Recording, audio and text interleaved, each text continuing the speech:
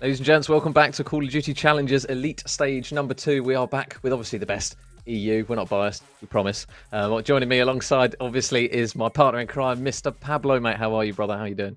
Always excited. You know me, I love a bit of Call of Duty through the week and at the weekend. It's just non-stop. So, yeah, I'm pretty excited. I'm probably a little bit more excited than you, to be perfectly honest. Well, I mean, we're Just a getting towards touch. the later stages of the round robin games, and obviously these games that we're casting and covering this evening. Games 5 and 6, obviously the teams they only play 7 games, so this is really where it comes down to the crunch time. I think it was 5 and 6 that we actually covered maybe last time, where we were talking about a lot of these games now for some of these teams, especially kind of lurking in the mid-table, is potentially make or break as to whether or not they're going to make it in towards that top 4, which obviously go through to the bracket, and those teams that unfortunately don't make it. So it'll be interesting to see kind of how these games unfold this evening to see who does potentially edge their way in. Yeah, I mean, 5 and 6 is where it's at. This is really where you're going to find out whether you're going through or you're not going to go through. Game 7 at the end of the day, when we cast it last time, really only determined 2 teams their kind of eventual placing. So yeah, this is about as good as it gets, really. And right now, it's been as good as last time, if not a little bit better, because we've got some new faces in there. You can see Rocket still being that puzzle to kind of break for every other team in the EU. I'm not sure whether the teams are just starting that have been kind of scratching at the surface of them, have just started to maybe unroll that enigma major. Yeah, I mean, the thing that stands out as well for this one, currently sat in second, is obviously the Ultra Academy lads. So last time, if memory serves me well, they didn't get through to that top 4. So currently sat at 3 and 1, and obviously their only loss is to literally the lads sat at the top of the table in Rocker Academy. So they've got an opportunity now to get back in that top 4. Obviously, we saw them at the Cup at the weekend. They did an incredible job. When we saw them over that weekend, they finally got it over the line there. So in terms of momentum, in terms of confidence, that team 4 now is really looking like a side that is not going to be easily overlooked by a lot of teams, especially now with this kind of vengeance now that they can come back with this one to get into the top 4 and potentially even take the whole lot. I mean, at the moment, it looks as though they're on par, at least from what we saw from the Cup. They're looking very, very good in comparison to the Rocker Academy lads. So it's one where this is really good time for them to shine now, especially with their remaining few games to come through, and arguably they've taken off the hardest team, although they didn't get the win. They've kind of got Rocket out of the way, and now they can just kind of focus on getting over the line to get through to the next stage. Yeah, absolutely. I think the most notable difference between us with particular Ultra and actually a few other teams is that they haven't had an opportunity where if a player doesn't play well, they're going to win. In the previous cups and in obviously the previous round robin, if they had one player that wasn't firing on all cylinders, they couldn't break that kind of ceiling that Rocket have created. Yeah. Whereas at the weekend, Steve Vortex didn't exactly set the world alight, and they just still looked really, really solid. And we've seen that from Rocket. They've had times where Metals hasn't gone off or Lucky hasn't gone off, and they've still managed to get the ball over the line. Well, it looks like Ultra Academy have finally kind of got themselves a roster settled that can step up when it needs to. If all 4 are firing, they're almost undefeatable. And that if one player does go off the boil a little bit, then they're still solid to go good against even the best teams, which is what Rocket have been able to do from almost the outset of Vanguard. So yeah, I mean that's great for them. And there's a few players, we obviously point out Metals and Steve Vortex, and a player that's had some success since obviously getting dropped from what was Moneyform and now Ultra's been Denzer, and this has got to be a big week for him, because last week again, he's gone from a position where if he played well, the team won. Well, now he's had a terrible week, and his team kind of I just really do need to pick things up around him and see if he can go big, and this is a big night for him, I think. Yeah, because we've spoken about kind of keeping that core of 4. Obviously, Denzer's kind of moved about a little bit now. Obviously, the team that he's playing on in Vengeance is coming up against the team that was named pretty much after him in Revenge Tour. Obviously, this new Revenge Tour roster has now got pretty much just the main man, Chaxter, on that roster. And Vengeance at the moment, you said they're still currently sat at 3 and 1, which isn't necessarily the worst thing. But you kind of, when you look at the team, we flag up so many times, if Denzer's playing well, his team is usually playing well. Obviously, the addition of these lads here. We know kind of what Wee Man is about, how consistent he is. Wardy as well as a player, especially recently from what we've seen, has been really good at putting up large numbers. And obviously that's showing now on the screen, currently rocking a 1.22 KD. So in terms of the slaying ability that he's got in this team, it is there. It's just a case of whether or not we can see this roster consistently perform, because it did feel like the boys of Revenge Tour, when they had Denza in it, they did seem like a really good core four, and obviously they've won two of those cups together as a group. So it's one where you'd think the addition of Chaxter swapping out for Denza for them might not necessarily be the most beneficial. I mean, if you're looking at Revenge Tour in terms of kind of their standing at the moment, kind of 2 wins, 2 losses, so it's not the end of the world for them. But in terms of the roster switch about, it's still a case of right, Vengeance and especially Denza, they've still got a point to prove, especially.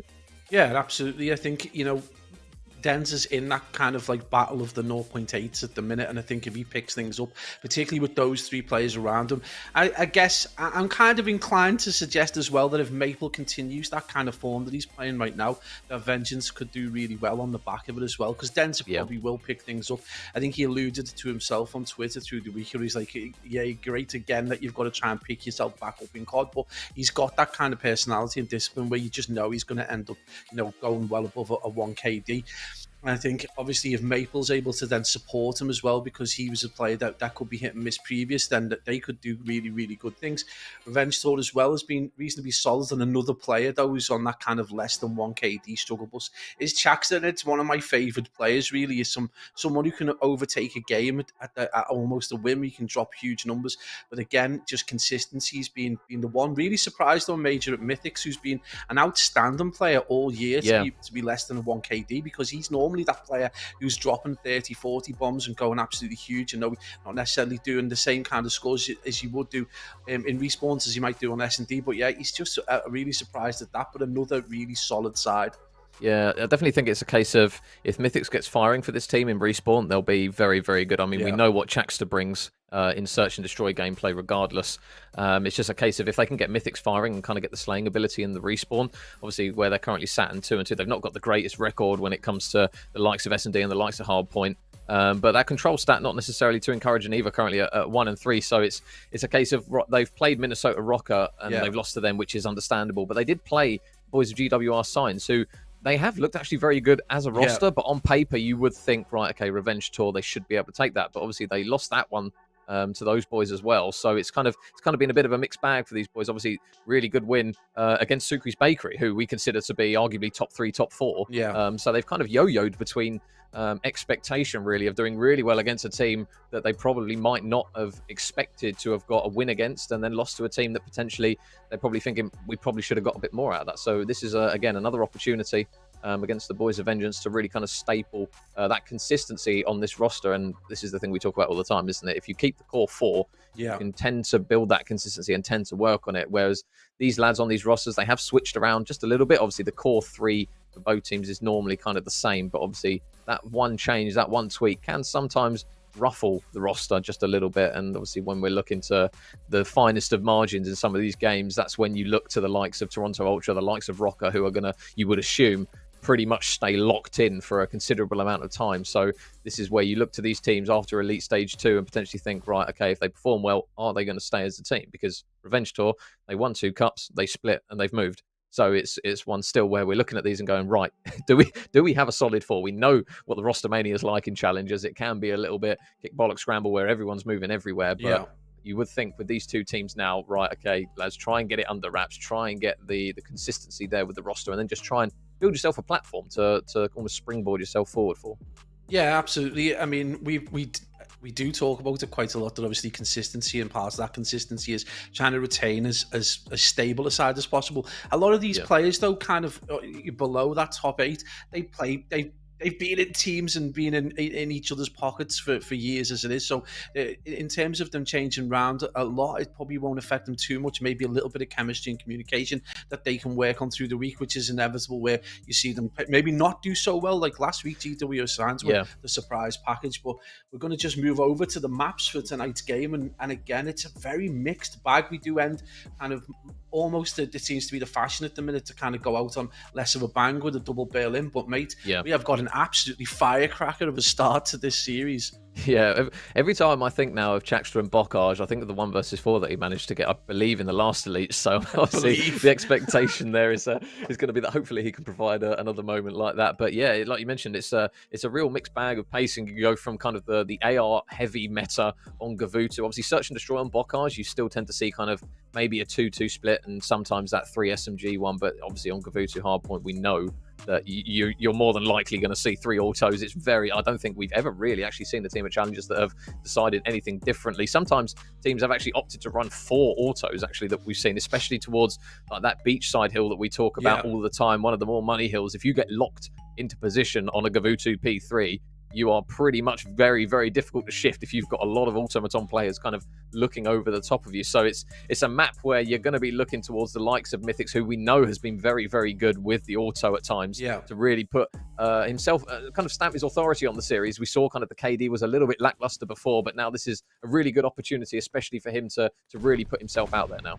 Yeah, absolutely. I mean, it's interesting the way that these maps have worked out and how the meta's played out. I think it's actually forced a number of players who wouldn't necessarily have been flex players last year, during Cold War, to maybe start to take that mantle up. We've seen that with the likes of Eric Boom. So again, players that we normally would see in MP40 or in their hands, we're seeing actually quite successful with the auto.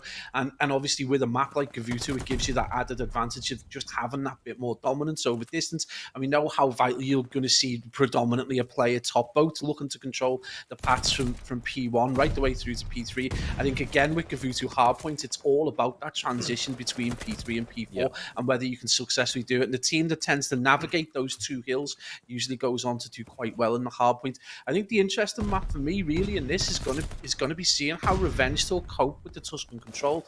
Again, I think a large part of their poor record in control has come down to the fact that all the teams they've played have been usually the very highest level. I think they may have played Rocket, Ultra, and Stukery's Bakery all on control. So I think that might be a problem for them. But obviously, that's going to be interesting to see how this team shapes up going into a team like Vengeance and just seeing, Weeman's going to go huge. He's going to be consistent. We've seen how good Wardy was at the weekend, absolutely frying as well. So it'd be interesting just to see how they cope with that, especially they've got to bounce back because I believe it was a Tuscan control that they got dominated on against TWR Signs. So again, this is their moment really to step back up, and a really good opportunity as well for Chakstra to prove his worth.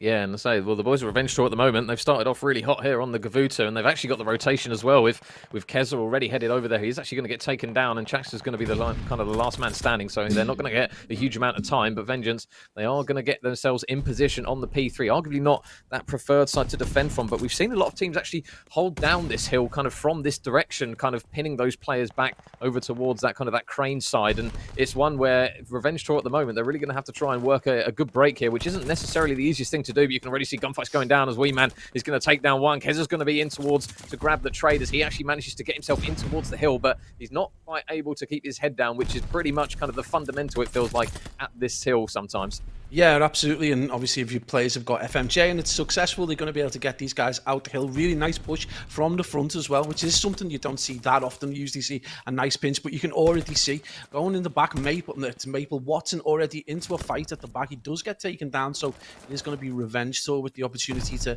potentially get set up for P4. There is about 10 seconds remaining. Right now, Major with a solid 50-second differential. We already know that it's probably not going to be enough to see the game out. It is a nice, solid lead. We have seen 100-second leads kind of go over, be overturned. Most recently, Ultra doing it themselves. Right now, both teams shaping up. It looks like they're really warmed up. So hopefully, this is going to be a firecracker of a Gavutu. Yeah, one thing that we flag up from P3 to P4 is if you don't get P3, for the love of God, make sure you get P4. Absolutely. And it looks as though that's what the boys... I was going to say that's literally what they've done, but they have got a huge amount of kills their Revenge Tour, and they've literally managed to flip the spawns on its head. Mythics and Chakstra are both going to spawn out the back, and you can now see those white arrows of Revenge Tour. They are all around the hill. Dender's going to have to try and stay alive. It's actually going to be a team kill that takes him down in that scenario, so they should still have the back spawns. Watson, though, is going to get taken down. You can see that the difficulty, though, on this hill, flooding through that cliffside, that you just tend to get bottlenecked from time to time. And at the moment, the boys of Vengeance, they're doing a good job of actually holding it from that less preferred side. Yeah. Yeah, that's insane. I mean, look at Denzer. Denzer's got a point to prove. 12 and 9 already. The amount of interactions, and we're only at P4 in this first rotation are just wild. Huge play by the young Belgian, and he's being supported almost effortlessly. That is something you don't see very often, and maybe a measure of just how confident they're feeling right now. And we talked about it earlier on. Maple, you know, when he plays at this kind of level, well, this team in Vengeance are going to be absolutely solid in 11 and 7. But Major, more importantly, I think he was on a 6th streak, so close to the glide. Yeah, and we talk about the importance of the glide bomb. Obviously, we believe that the other strafing run is GA'd from this point onwards, so we won't see any, I don't believe, on this map of Vengeance. They've done a really good job of pulling this one back, so they've now got the rotation. They've got everyone locked in, and with 30 seconds pretty much uncontested from the boys of Revenge Tour, they have clawed themselves straight back into this one. Wee Man doing a good job of grabbing a pick there of any players transitioning over, and it looks as though Chax is going to try and take the man off the hill, but they just seem to have every single cross, and Wee Man is just doing exactly what he needs to, keeping his head down. No one is even really getting able to close to touching the hill at the moment from the boys of Revenge Tour. So the game is now completely flipped on its head. You can already see the body of players over towards the new hill, and Maple again, another big couple of kills coming through from him, and Wee Man and Denzer all combining now. What for that is that 7 streak now between the 3 of them as Maple finally gets cut down. But at the moment, the slaying ability of Vengeance is really there for all to see, and Denzer is looking to join the party as well now. Yeah, and more than a party, he's just got himself a 5. He does get tagged up eventually. 18 and 11, no Major. That is an insane scoreline, and we're only hitting the second rotation.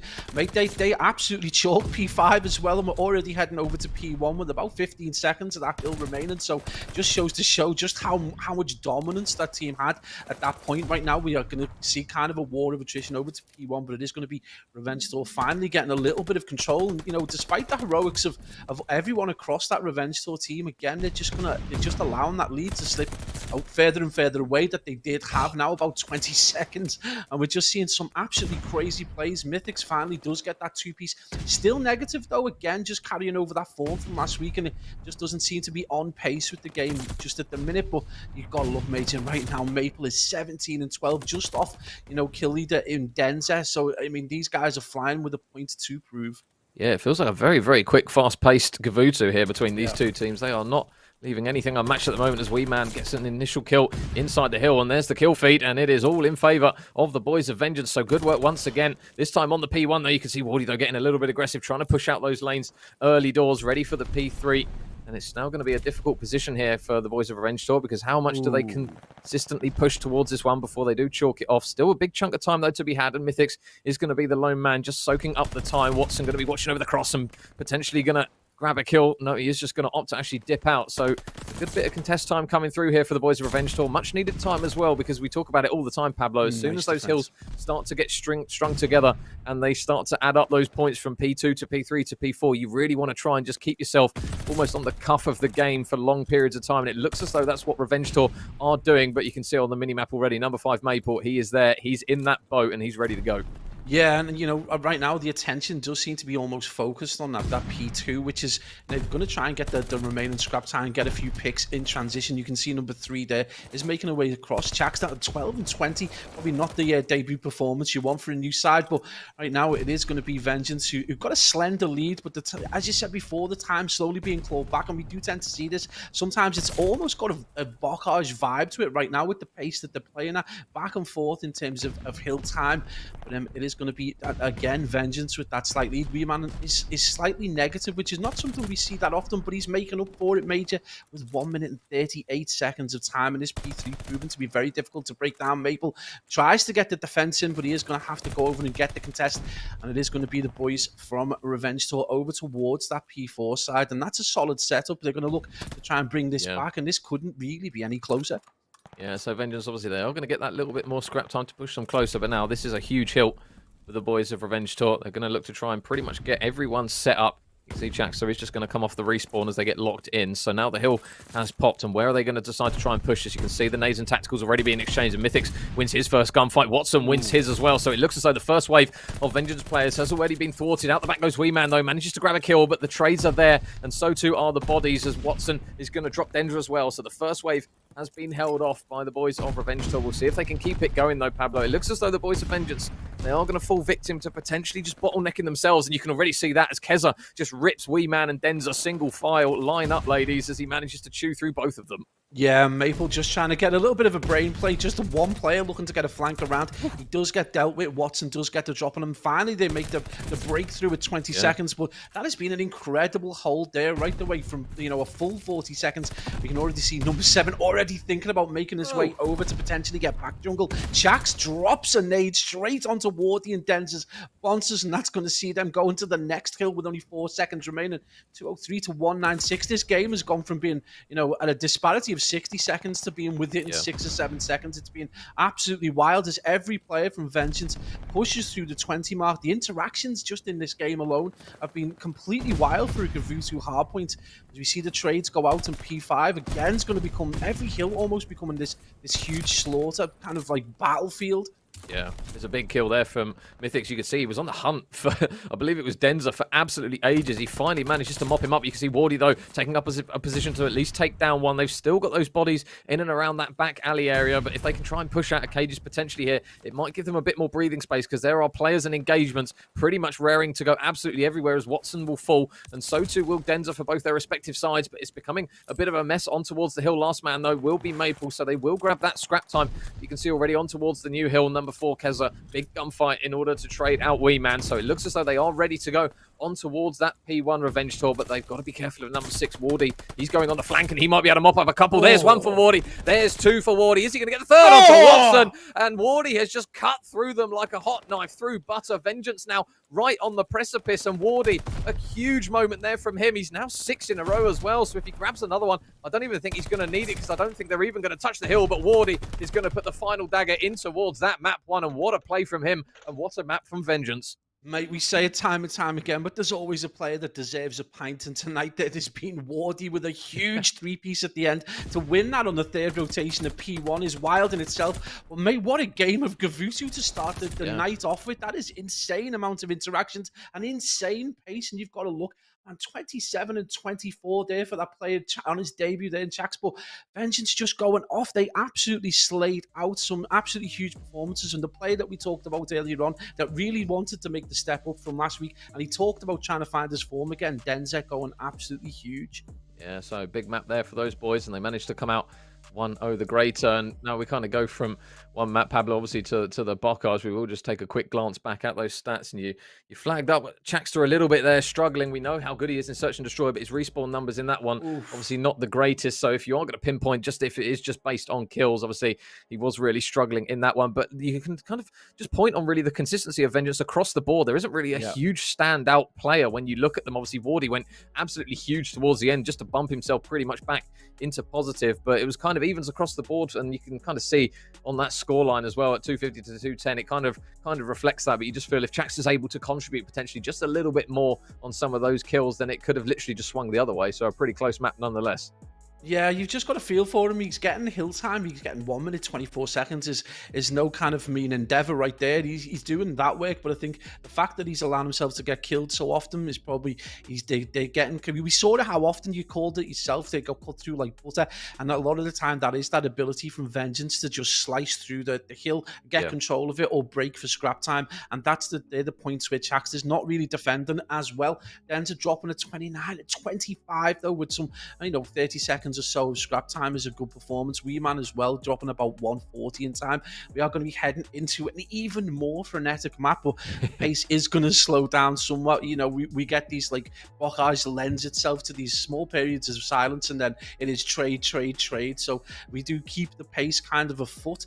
Again, it's going to be difficult to call because we know that the boys in Revenge Tour it's not the worst S&D record. They're a little hit and miss, and maybe with the kind of the influence of Chaxter. I mean, he's not a notoriously great S&D player, but just a different angle, a different viewpoint, and just be that riotous MP40 when he decides to go off. Maybe he can produce a performance to bring the series back for the boys. Yeah, I was going to say actually, from what I've seen from Chaxter in Search and Destroy in this game, he has actually looked very, very good. Especially, I mean, I called it before, that 1 versus 4 was on a Bocage. So I think as well, if he's we're renowned for seeing him run the MP40, so if he's playing a map like Gavutu, where we know how difficult that map is for SMG players, if you go even as an SMG player on a Gavutu, you've done well.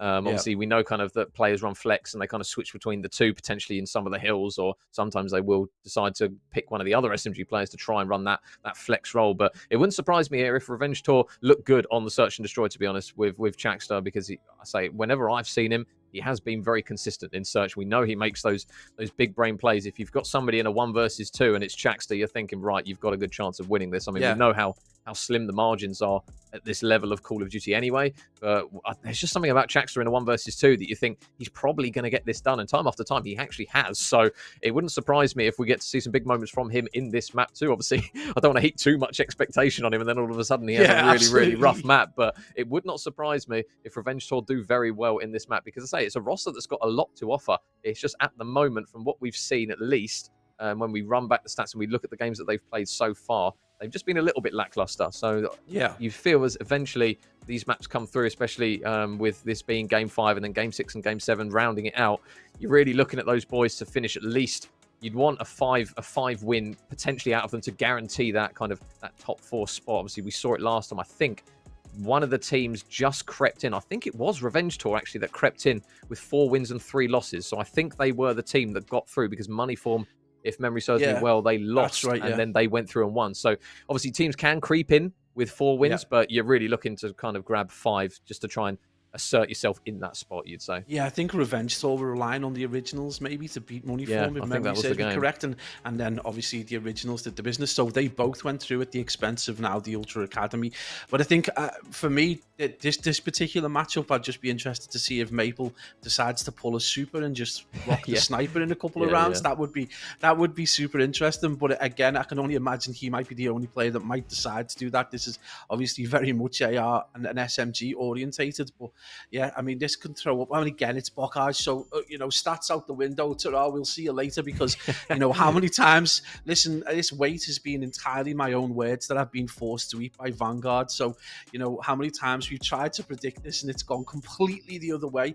So, I mean, my expectations are that, one player normally will go big. We saw it with Harry at the weekend, dropping a 16. I think that was on Bocage as well. So, good expectations for this map at the very least. Yeah, and we talk about kind of how mixy Bocage can be. Even on a Search and Destroy, it just feels as though you still get a lot of fast-paced action in Bocage Search and Destroy. It just happens in such a split second, and that's what I really feel for all the legends doing the obs, because trying to catch that one moment where everything just explodes and the trades come through literally instantly, because we see it so many times where that first blood hits and then it's just 2, 3, 4, 5 kills, and then all of a sudden you're left 1 versus 1, 1 versus 2 in a snapshot of a second. So it wouldn't surprise me here if we get another map where it's a little bit of a mess on some of it, but you do tend to see kind of the more structured approaches in the early stages of the rounds. Yeah, this is, for a fact, this is the map where the obs, it's just I've gone on to him and he's died. I've gone on to him and he's died. I've gone on to him and he's died. This is one of the unusual maps for me as well, where First Blood isn't necessarily the biggest detriment to the opposition team, the team that gets First Blooded. I think even a 3v4, especially if you've got a player that's going off, you can definitely bring that deficit back. And obviously the close geography of it means that it's some information gathered there, and it's going to be mythics with the First Blood as he drops Weeman. It is going to be a straight trade back as Denza is able to deal with Misix, who was doing some aerial acrobatics across towards top grannies there. But there's going to be a 3v3 major as we hit that 44-second mark, and Bomb isn't down as yet. Yeah, it looks as though Chax has got the short straw here, because he is the one sat inside the A site, and normally when the players throw themselves at this one, it's very difficult to get out. And Watson's actually going to pick off Maple as well. So now 2 versus 2. As Denza and Wardy are going to try and work this bomb over towards the less preferred B site, you would say. Watson is working his way down towards that willow tree. So will he manage to take him down? So bomb does go down. Watson just waiting for that right timing to get the push. And Wardy's actually going to pick off Chaxter as well. So now it is all on Watson. Left in a 1 versus 2. Yeah, can't obviously see any of these players at the moment, but Denza, he might run straight into him. Watson, is he going to check this side? He might have actually heard Denza there, so he's just going to go on the hunt for him and trace him down. Grabs the kill, so now 1 versus 1. But you can see Wardy just playing this slow, playing it patiently. He's not forcing anything as of yet. See Watson, though, still just waiting for it. Oh, is he going to spot Wardy? No, I don't think he spotted him. I think he did now. With 13 seconds left on the clock, it looks as though Wardy has just played this perfectly. Yeah, he's just going to go for the bait, just knock down that timer just a little bit, and then obviously we'll subsequently, I assume, go and check it with maybe a couple of seconds left. Oh, never mind, off the top rope and gets the shots in. So a good opening round there from Revenge Tour. Yeah, nice play and a pretty safe one. He got that information and was able to just, he's not defusing. He'll just go for a wander around the map.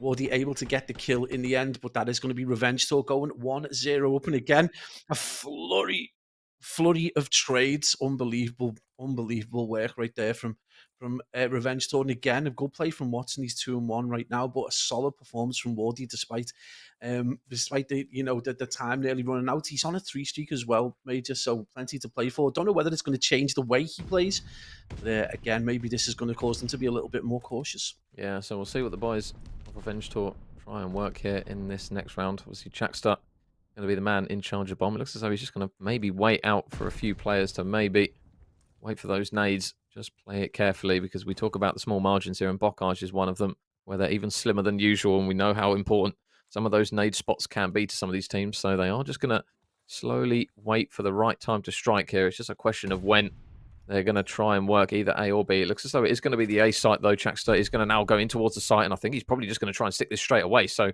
Vengeance is going to be up to them to try and work a retake here. So bomb goes down. The hardest part for Chakstar's pretty much done. He's done his work now. So if he can just try and get a pick here, potentially this might be the moment. But it'll be interesting to see how Vengeance try and retake this one, Pablo, because that A site is not easy to grab. No, and it's a beautiful setup right there as well. You can see you've got number 5. It is going to be Watson. He's just settled watching that mid push, and we can already see it. It is going to be Weeman who gets dropped. He was quite exposed. He threw himself over to tank and gets dealt with. And we can see Mythics goes absolutely huge as he drops both Weeman and Wardy. The trade is in as Denza drops that player. Maple all last alive in a 1v2, and he's going to get dealt with. Vengeance are going to bring that back to 1-1. And again, that flurry of trades that we're so used to seeing in Bocage comes, just at the final kind of like time. Crazy plays, but Wardy going absolutely huge. I think it was Wardy or Mythics that got a 2-piece then. Yeah, so unsurprisingly, on the Bocage, we are back now to evens again. So we'll see whether the boys of Revenge Tour can manage to work something on the defensive side. It's just a map, isn't it, Pablo, where you've got such limitations to kind of to where you can sit. There's only, I remember when we've played it on the few times that we've given it a go, you've literally got maybe like 3 or 4 spots that you can try and mix it up with, and you just got to kind of hope that the player doesn't check the right corner, because in towards that A site, there's obviously we've seen a couple of teams try and sit the man on the bomb, but if that man gets caught and obviously the nades come through, there's not really much you can do. So kind of the defensive holds for these teams as the game has progressed, they haven't really changed a huge amount from what we've seen. Obviously, we see kind of one of the players up in towards that top granny side, just watching the cross. It seems that's like a pretty standard place, as Weeman gets the first blood and Wardy gets the second kill as well. So good work straight off the rip. Quick. But it looks as though the boys of Revenge Tour currently pulling it even as Keza gets another one. So now 2 versus 2. Yeah, Keza just pulling off a Mythics from the previous round. Is he going to go around the back? Chakstar with a big kill as well. And he puts Weeman in the same position that poor old Maple was in the previous round. Keza and Chax about to team up to try and see this. The information is there. Weeman got a big job to do, and we know how difficult 1v2 clutches in any map is, and Weeman rocking the auto at the minute. And the 2 players from Vengeance look to be playing with their food. With 22 seconds remaining, still a lot of work to do, and he's going to get tagged up over towards Granny Stairs. And Vengeance are going to take an early lead and a nice comeback as well from an original round 1 where they kind of looked in trouble at times. Yeah, so I just think, just based on the Codcaster, because obviously Chax is on the Revenge Tour roster, so I think the in-game names are the wrong way around, but the overlay stuff is all good. So it was actually Revenge Tour there that managed to take that round, and they actually take the lead now. So every time it says Pabs, every time it says Revenge Tour, Pabs, it's Vengeance, and every time it says Vengeance, it's Revenge Tour. So we'll have to work with it, but it's no mean thing anyway. But Chakstar, I called him out, Pablo. I said he's good on this map. He's 4-1.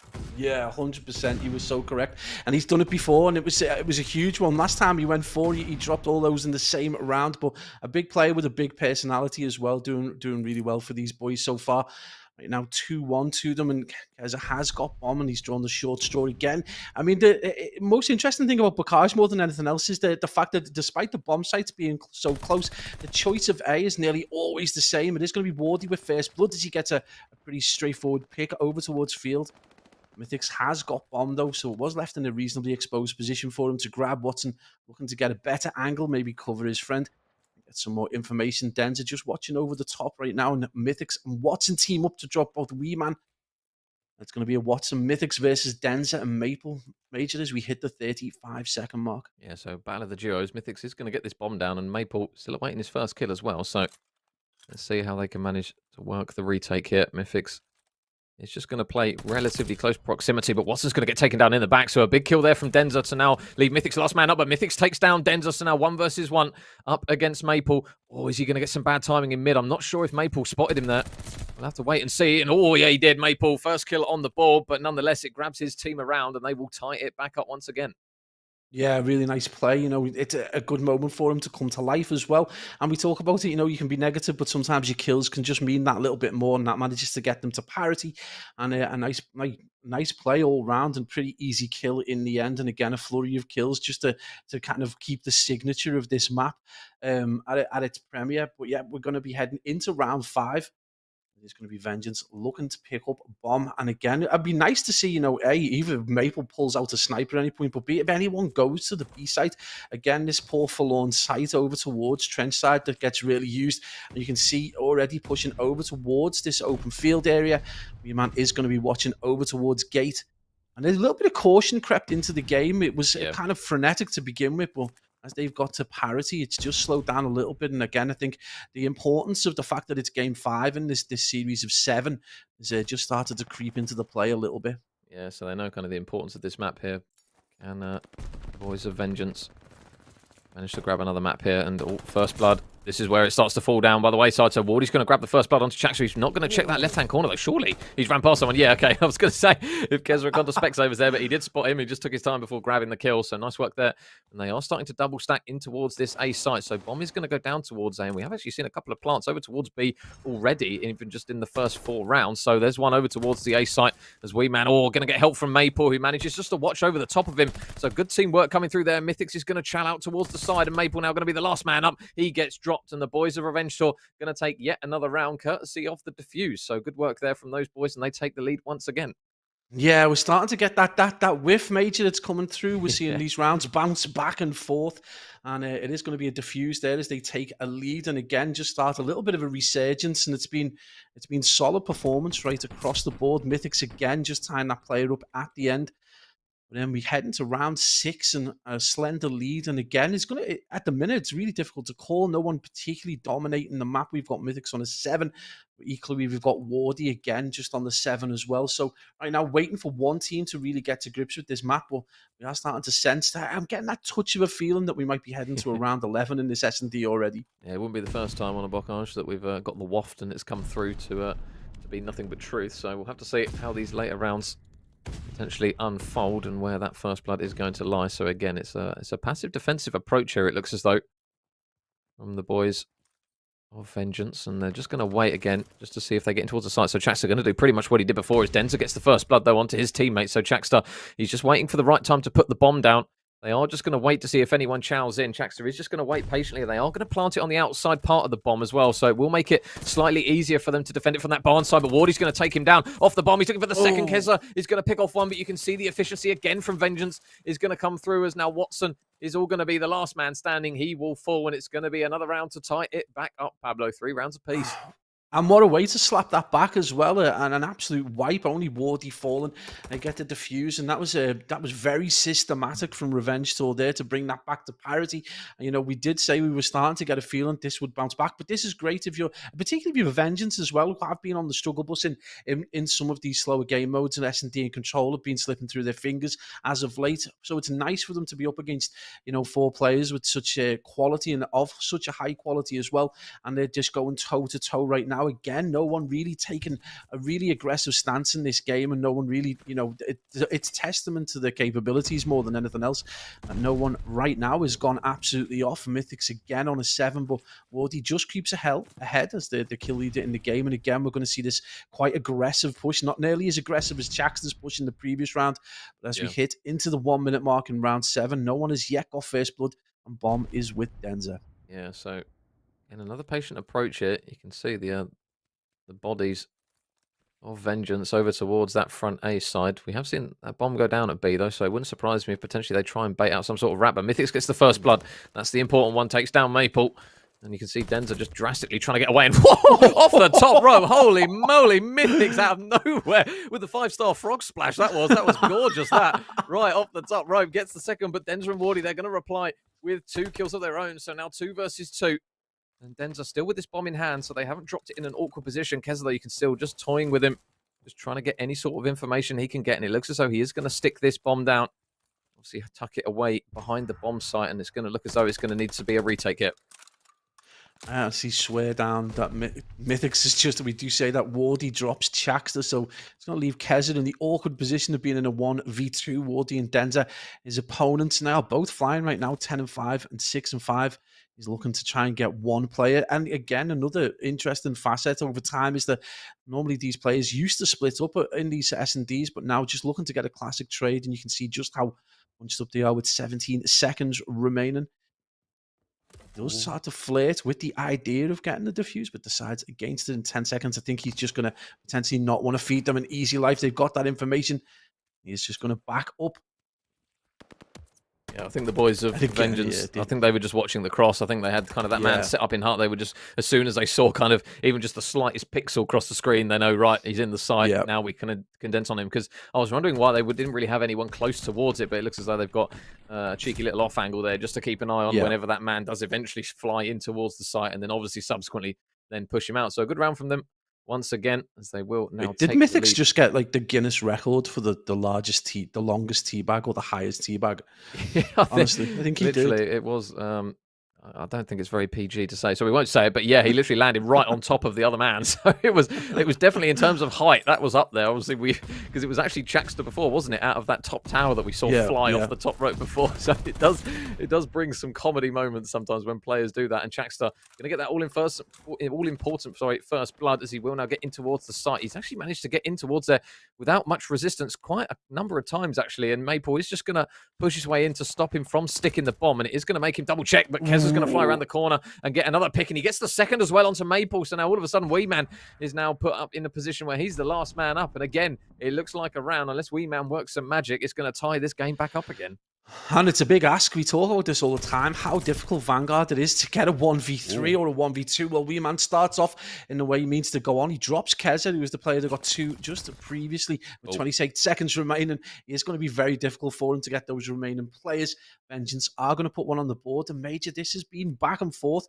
And no one yet to really break serve and get any kind of two-round advantage. This has just been, really, really good Call of Duty and really good quality S&D, which is a good sign for both sides, really. Yeah, I'm saying Bocage is thin margins anyway. Yeah. And after seeing that first map one, it doesn't surprise me that these two are going toe-to-toe for maps. So you can see kind of Wardy and Mythics kind of contributing the same amount to both of their teams, especially just in terms of raw kills. So we'll see potentially if Maple can potentially get some more on the board as we go in towards round number 9. And again, it looks as though Wee Man just going to be watching over this B site. There are a couple of players, though, from the boys of Revenge Tour.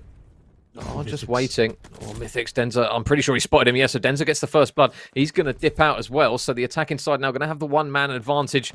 And we'll see now whether they can reply with any more. It's actually Wee Man's going to grab one onto Watson. So the defending side now in Revenge Tour, they are really starting to struggle now in terms of numbers. Keza and Chaxter are going to have to work a little bit of magic between them. But Chaxter's just going to get shot in the back from Denza. This is looking like an impeccable round so far. And now Keza is the last man up. Yeah, absolutely. I mean, Wee Man took such a weird exposed position, gets kind of an odd angle over towards Trench and gets the pick of the all-important first blood, and he's going to get tagged up pretty quickly in Revenge Tour with a really solid round. Again, they seem to have these rounds back and forth where they'll get absolutely annihilated, and then slap back in kind of like perfect S&D fashion. Really kind of like Jekyll and Hyde performance out of the Revenge Tour boys, but yet it's just shaping up to be that thing we talk about all the time right now, one round away from being that round 11, or we are one away. Vengeance, can they put this to bed, or are they going to put themselves into the nightmare world of a round 11 and have to face off against the resurgent Mythics, who's 10-7 right now, only pipped to the post in terms of kills by Wardy? And again, this aggressive play is just going to be pushing straight over towards that A-bomb site. You can see Wardy prone, just waiting for someone to push. And this, again, Major, comes down to grabbing information and being able to, assimilate that information and, effectively utilize it. And right now, we are not seeing a first blood as we hit the minute mark. Yeah, so patience is key once again here in round number 10. And this is a really big map here for Revenge Tour. If they don't take this one, oh, well, there you go. There's the collapse of players. Literally mid-sentence as Wardy and Wee Man both grab kills. So now Watson and Keza, they are going to be in a difficult position because this round is going to be the one that keeps their head just above the water. But Kez, oh, that would have been a huge kill onto Denza if he managed to get it. Denza's actually going to manage to get away, and Wee Man's going to go for the chow. So Kez is going to get taken down. Watson now is the last man up. He's got to work a 1 versus 4 on a Bocage. Off the top rope he goes. He gets taken down. And Vengeance, although it says Revenge Tour, it is going to be them who take the map 6-4. And more importantly, Pablo, they now go 2-0 up in the series, which I know we talk about a lot on Vanguard as not necessarily being the most important thing, but in terms of confidence, they are really going to be happy with that one.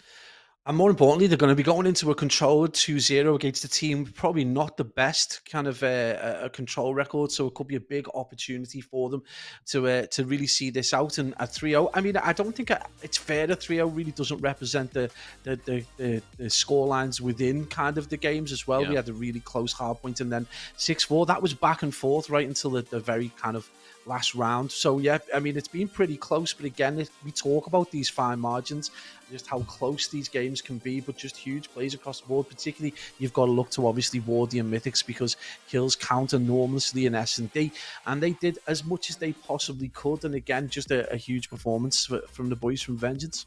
Yeah, and just coming away from that series just very, very temporarily. Doge Nations, that's another game up against GWR Signs, and Doge Nation are currently sat at the bottom of the table at 0-4. They are currently 2-0 up, actually, against GWR Signs, who have a team that have actually quite impressed over the past few games. So they took the hard point on Gavutu 250 to 193. They took the Bocage 6-4 as well. So they're now in a position where they could potentially get their first win on the board. But over on this series, we're now going to go in towards that Tuscan control, Pablo. We talk about control at the moment as being incredibly defensive, one-sided at the moment. Obviously, the update that players have kind of been asking for of switching between going from kills to confirm that defensive side to go in towards ticks still isn't in place. So it wouldn't surprise you if we start to see again that kind of that turtle shelling from some of these teams, especially on that defensive side. If they are losing, on that offensive side, if they are losing lives quite heavily, we tend to see a lot of them literally just say, right, okay, lads, chalk it. Try and get a pick or two off the other team and try and work that life count, because at the moment that is pretty much what we see a lot of times in control. Also saying that though, the cup, obviously we saw between Rocker and Ultra. Ultra did well in the control in the first time they took the attacking round, and Rocker subsequently did the same to them. So we are starting to see teams slowly start to break that defensive hold, but it's still very, very much a one-sided map.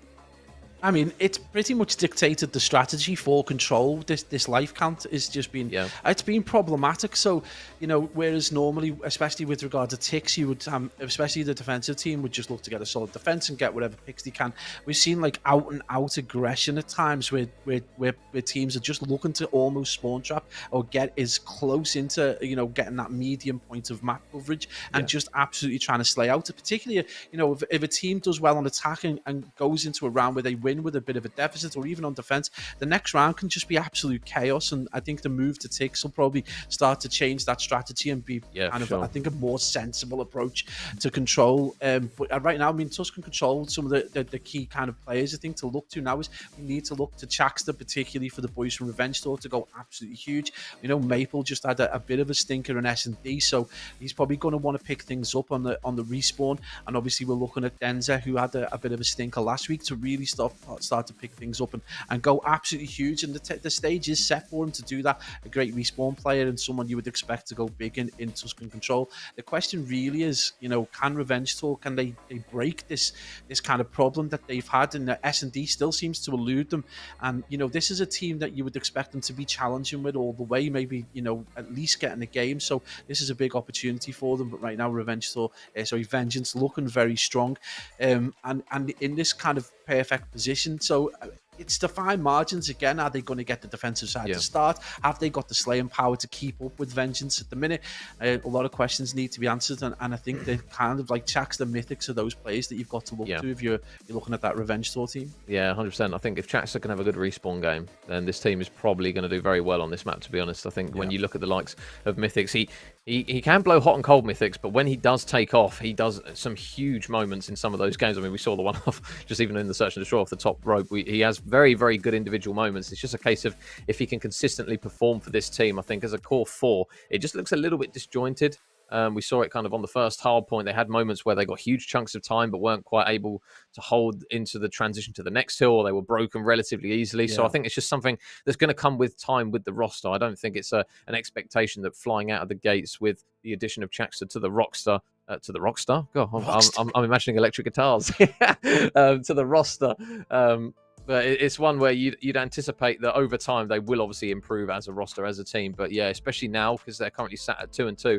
If they do lose this series 3-0, it is looking a bit bleak for them. They've still got quite a few other teams to actually still go for. So they've still got to play Doge Nation, they've still got to play Toronto, and they've still got to play, I think that's it. That's the other two after this one. So yeah, that Toronto game, arguably, are they going to take that the way Toronto are playing? Not necessarily. So this map and this game mode especially, I mean, it's make or break for them in this series regardless, but they really need to try and at least take this map and try and work some momentum going into this series, because if they don't win this series, they're going to see themselves where the maximum amount of wins they can get is going to be potentially 4 at best if they beat Toronto Ultra. So if they're going to look to try and guarantee their spot getting that 5 wins, this is the series that they're really going to have to take, and it's going to have to start obviously on a map that not necessarily the easiest to do it on, but it's one that's doable. Yeah, absolutely. And the thing they've got to consider is, even if they don't do that and they only take those 4, their potential passage into the next phase is not in their hands, and that's not a position anyone wants to be in. So yeah, this is huge. This is a big map for them, and they can't rest on the laurels, and they can't really use the excuse that they've only just brought Chaxton in. You know, they all know the game really well. They know how to play Call of Duty. Sure. They've probably played with each other plenty of times before as well. So, you know, they need to go into this with a great deal of confidence and a great deal of aggression, really, more than anything else, and make sure that they, you know, are getting the picks, are getting the trades more than anything else effectively, so that they're getting team wipes, especially, you know, on the defense, because you've got to suggest potentially as a partially new roster, attack isn't. I mean, you know how many times I've been made to eat my words. I'm about to plant a flag. But attack isn't potentially going to be their strongest suit, especially if the chemistry isn't there this early on. And so they're going to have to look to solid defenses and maybe get the picks to get that defense in the 5th round if it goes that far.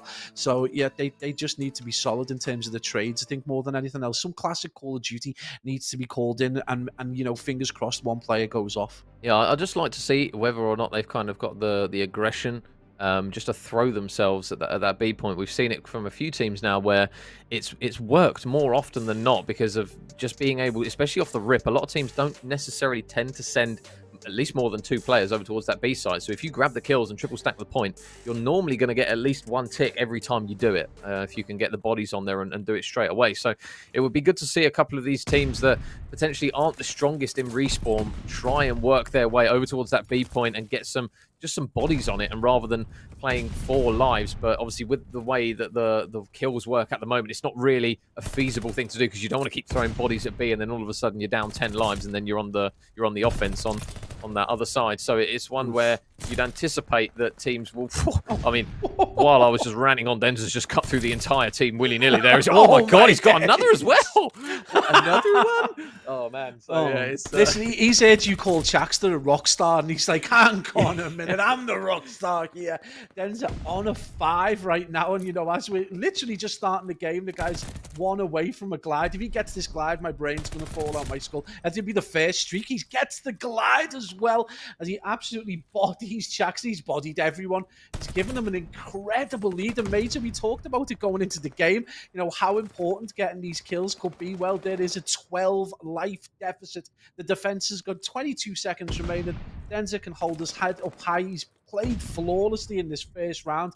Major, this is wild scenes. This is the first streak of the day we've seen. Is anyone going to stop Denza? Oh my God. Well, I mean, oh my days. They're just taking turns at the moment of just absolutely battering. Chaxton and Watson doesn't even feel as if they picked up the pad at the moment. They are getting absolutely battered in this opening round here. We know how good the defensive side is, but my goodness, this life count has got out of hand so quickly. Kezra and Mythics, they're going to grab a kill, but there's another one for Wardy to push himself out to 6-1 as he's going to have another gunfight, but that's a lot better there from Chaxton. Going to cut down a few players. They still need so many more kills, though, and you can see the life count is really not favouring them at the moment. They are only trailing by 9 now. Make it 8 as they are starting to claw this one back. I mean, Denza, there you go, is going to put another dagger in the back of them as he takes down Chaxton on that occasion, but they are slowly starting to claw this one back, Pablo. We wouldn't count them out just yet. Yeah, what a ferocious start. I mean, you know, hats off to Vengeance for doing that. They're not going to be able to keep that pace up, you know, in terms of the rest of the round. So Revenge Tour managed to settle back down. Watson and Shaxter now teaming up for 5 kills. We hit the 40-second mark. They finally get A. That was almost like a pub performance then. That was absolutely wild scenes there. 14 lives, plays 6, 30 seconds to get B. This is going to be a very difficult round for the boys from Revenge Tour to try and get anything out of. With only 5 lives left, it does look like the boys from Vengeance are about to get a pretty solid setup across the board. No respawns now remain. They hit that 4 life count major. This has been an absolute blowout. An 8 life lead, only 13 seconds to go. Although they put a valiant effort to work their way back into it, it was just unfortunately they just gave themselves way too much of a mountain to climb in that one. Maple is going to cut down both Chaxter and Keza, who will no longer respawn, and it looks as though they're just going to wait this one out. So for not an easy round there, straight off the rip for the Revenge Tour boys. It was incredibly one-sided, but they've managed to at least reduce it from what it was right at the start of the round. I mean, we saw Denzo just literally go straight through into the spawn and just batter, what was it, 8 in a row before he finally dropped? Yeah, 8. But I think he got 8. Yeah, so it was one of those where, I mean, it was just damage limitation at that point, just kind of bung up all the leaks and hope that it doesn't get even worse. So, I mean, they're going to have to look to try and hope for a round like that pretty much themselves, because we talk about the life count, Pablo, and that one's a pretty bleak one. Yeah, 11 in the end. I mean, at the maximum, I think they hit 13. So, I mean, not the best defense in the end or attack. I don't know which way you want to go around it, because it almost felt like Vengeance were on the attack despite being in the defensive side.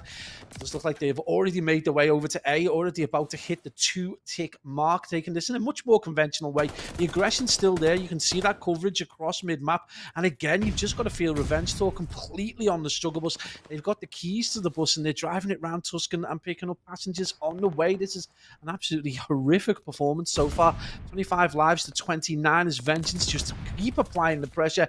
And mate, it does look like those leaks are just slowly but surely being unbunged, because the ship for Revenge Tour is being sank. A has been taken. They've given themselves the maximum amount of time, about 2 minutes 10 seconds. Denzer going to invest the glide and drop it straight onto poor Kez's bonds.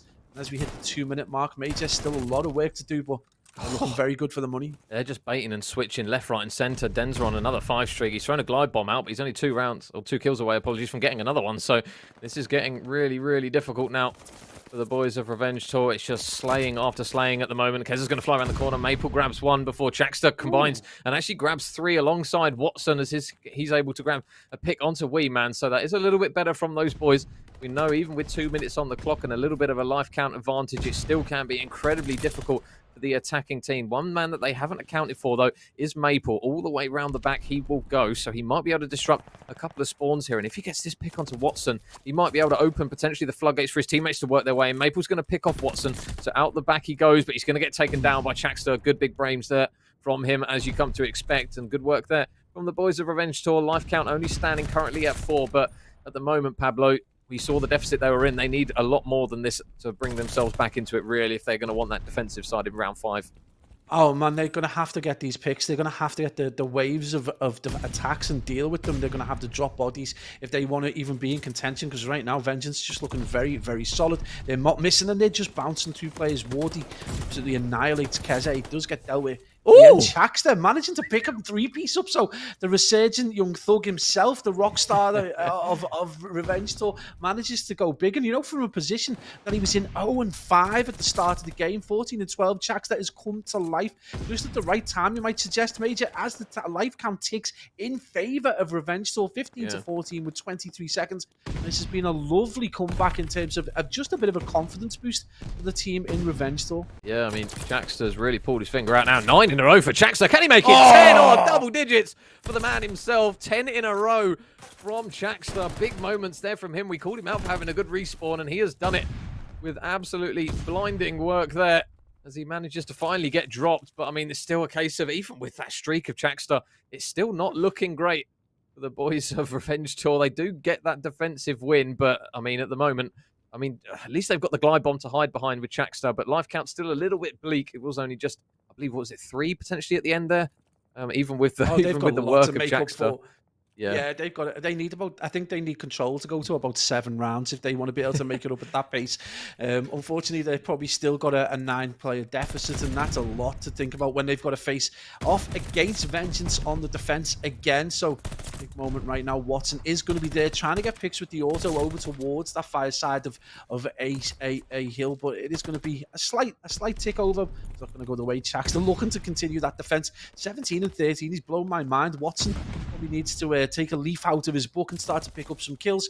Kills so vital in this control mode as well. And right now it is going to be Vengeance just looking to try and get a little bit more time over. Wee Man is dealt with though. Mythic's just starting to pick things up. Major at 13 and 13. And of course, as I say, that the curse of the caster gets him killed. Progress is going down towards B though as we hit that minute mark. Yeah, so Revenge Tour getting a couple of picks here and there. You can see the boys of Vengeance, they are starting to work their way up the map as number 6 in Wardy is going to get traded out. They still got to deal, though, with Denza, who is just lurking relatively close over towards that A point. So you feel he might disrupt a couple of things, but Wee Man over towards the point, just uses the butt of his gun. No bullets needed. Gets it for the second one. Good work there from Wee Man. And now you can see those red arrows. They are really pushing forwards now. And the boys of Revenge Tour, they're going to have to fight their way out of their own spawn. Wee Man's got tiles on a lot. Wardy's grabbing the pick before Keza finally takes down Denza. And with 40 seconds left on the clock, they are going to have to flood over towards this site as Watson. That's a big kill to at least allow his team to work on towards the A point, stop that timer and get some progression. But you can still see Wardy and Wee Man on the mini-map. They're just waiting for that right time to potentially strike, and Wee Man just toying with the idea, going to lead through a nade as he tries to tag up at least one player, flies around the corner and tags up Mythics. There's one kill. The Wee Man of Tali is flying at the moment, and he's going to get some shots, though, into Keza. A little bit windy, but the pistol gets it done for him. He is going to finally get traded out, but it's still a life count advantage here to the boys of Vengeance. Only by 3 at the moment.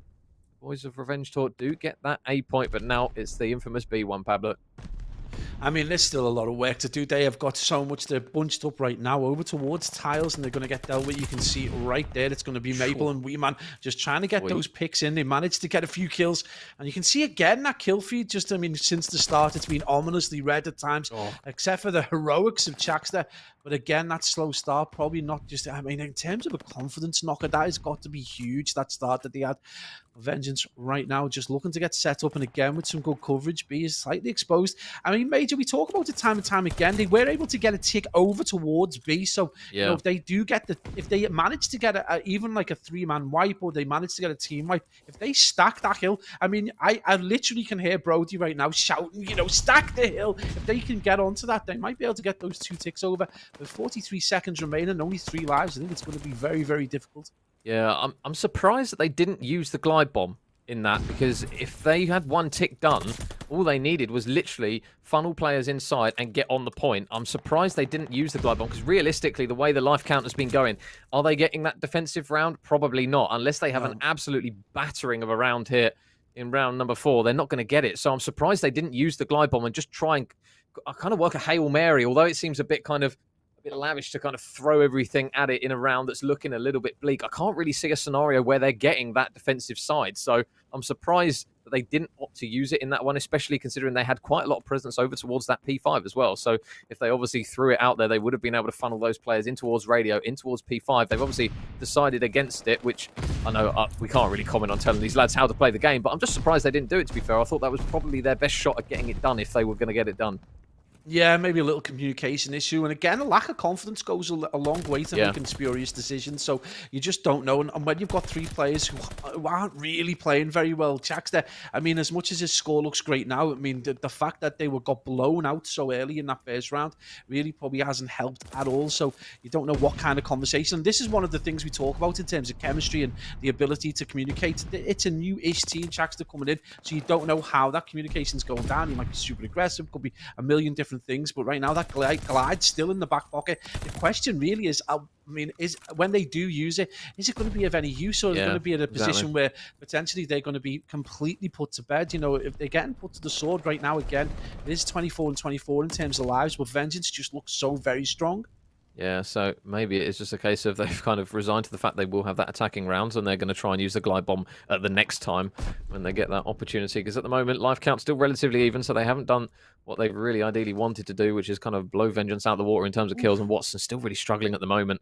If he can try and pull out some numbers himself, you would feel this would be potentially a different map here. Watson, though, is going to be able to take down Maple, and his teammates looking for kills as Watson gets a second and Keza drops the third. So they do manage to get pretty much almost a four-man wipe there. You can see Denza is just going to try and fend off this right-hand side of the map. There wasn't quite a huge amount there of aggression from the boys of Revenge Tour following those kills to push up the map. So you can kind of talk again about that kind of that confidence factor, not really willing to push out lanes. They're just kind of grabbing kills where they can and kind of turtling in. They do have a five life advantage though, so the boys of Vengeance, they still do have to be careful. They can't afford just to throw lives needlessly away at this one. They do have to try and take a more structured approach to it still, but still an uphill battle nonetheless, and it looks as though the boys of Vengeance are just kind of lining up a push over towards this B point. Yeah, absolutely. I think Vengeance are wrestling the laurels a little bit. They've got that huge life count advantage from the first round, and I think they've been able to play relatively passively since then, doing just enough at times to take the lead. And again, I don't think they're going to struggle maybe to get this wee man has made his way through. He is going to get tagged up pretty early, and Keza has got reasonably strong kind of power position to play with there. If he does get pushed, it's going to require 2 or 3 of them, and then we get this one-man push, which probably isn't the best approach to deal with Keza. He does get tagged up in the end. Wardy goes big. Not able to get that pick though, and I think he's going to get tagged up. No, he gets the kill. I'll eat my words one more time as he manages to drop mythics, and he manages to drop jacks as well. Unbelievable plays right there from Wardy. 25 and 16 on a 3 streak. Not just that, but he's given his team an opportunity to get a slender opening towards this B site. Yeah, I'll tell you what. Can they get it done in this round? One thing they will be wary of, though, Wardy. He wins another one that he probably shouldn't be winning, as Wardy is going to get shut down finally on a 5 streak, but a 7 life deficit here. I mean, I should have brought my calculator from work here. Get them out, get your fingers out, try and count how many they are down, because it's now currently sat at 6 in favour of Revenge Tour. So you can see the boys of Vengeance, they're turtling up. They don't want to give them anything else to work with here. 10 seconds on the clock. There's 2 in it. Yeah, I think it might actually be a smaller margin than we first anticipated here. So I assume it is going to still be Vengeance that are going to be on that defensive side, but we will have to just wait and see for the confirmation as Revenge Tour. They are going to get that round on the board, and unsurprisingly, we are going to go into that game 5. But I'll tell you what, Pablo, it was brutal in the first round. They've done well though to claw it back, but we will just wait on confirmation to see whether they are on that attacking side. They are. So, I mean, Chaxter, I'm pretty sure he's still not used the glide bomb, so we would anticipate that this is the round where they're going to have to try and use that and try and utilize it. You would anticipate on that B point.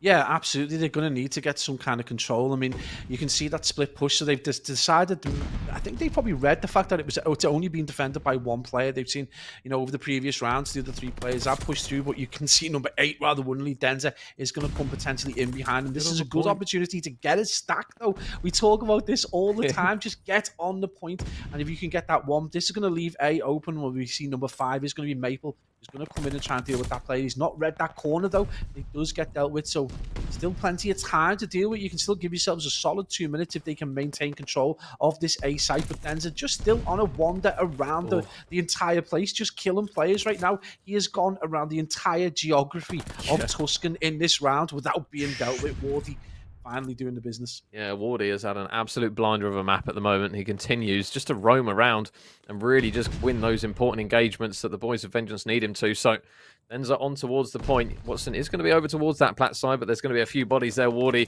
unsurprisingly, is going to be the man that takes him down, as Wardy again is just cutting through player after player. We're going to see the glide bomb from Chaxter out already here, which is a surprising play because it's not really going to do a huge amount apart from just get them back on towards that A point. I suppose they were really kind of desperate to get at least one of the points done, stop the timer because it was getting a little bit out of hand. You can already see that timer down to 46 seconds, and the life count currently standing at 5 at the difference. They've got to be careful, though, because they have not read this pinch through middle map at all, really, from what this map has shown us so far as Wardy and the boys. They just combine for more and more kills. Obviously, they don't have the glide bomb, and they don't even have the A point to show for it, Pabs.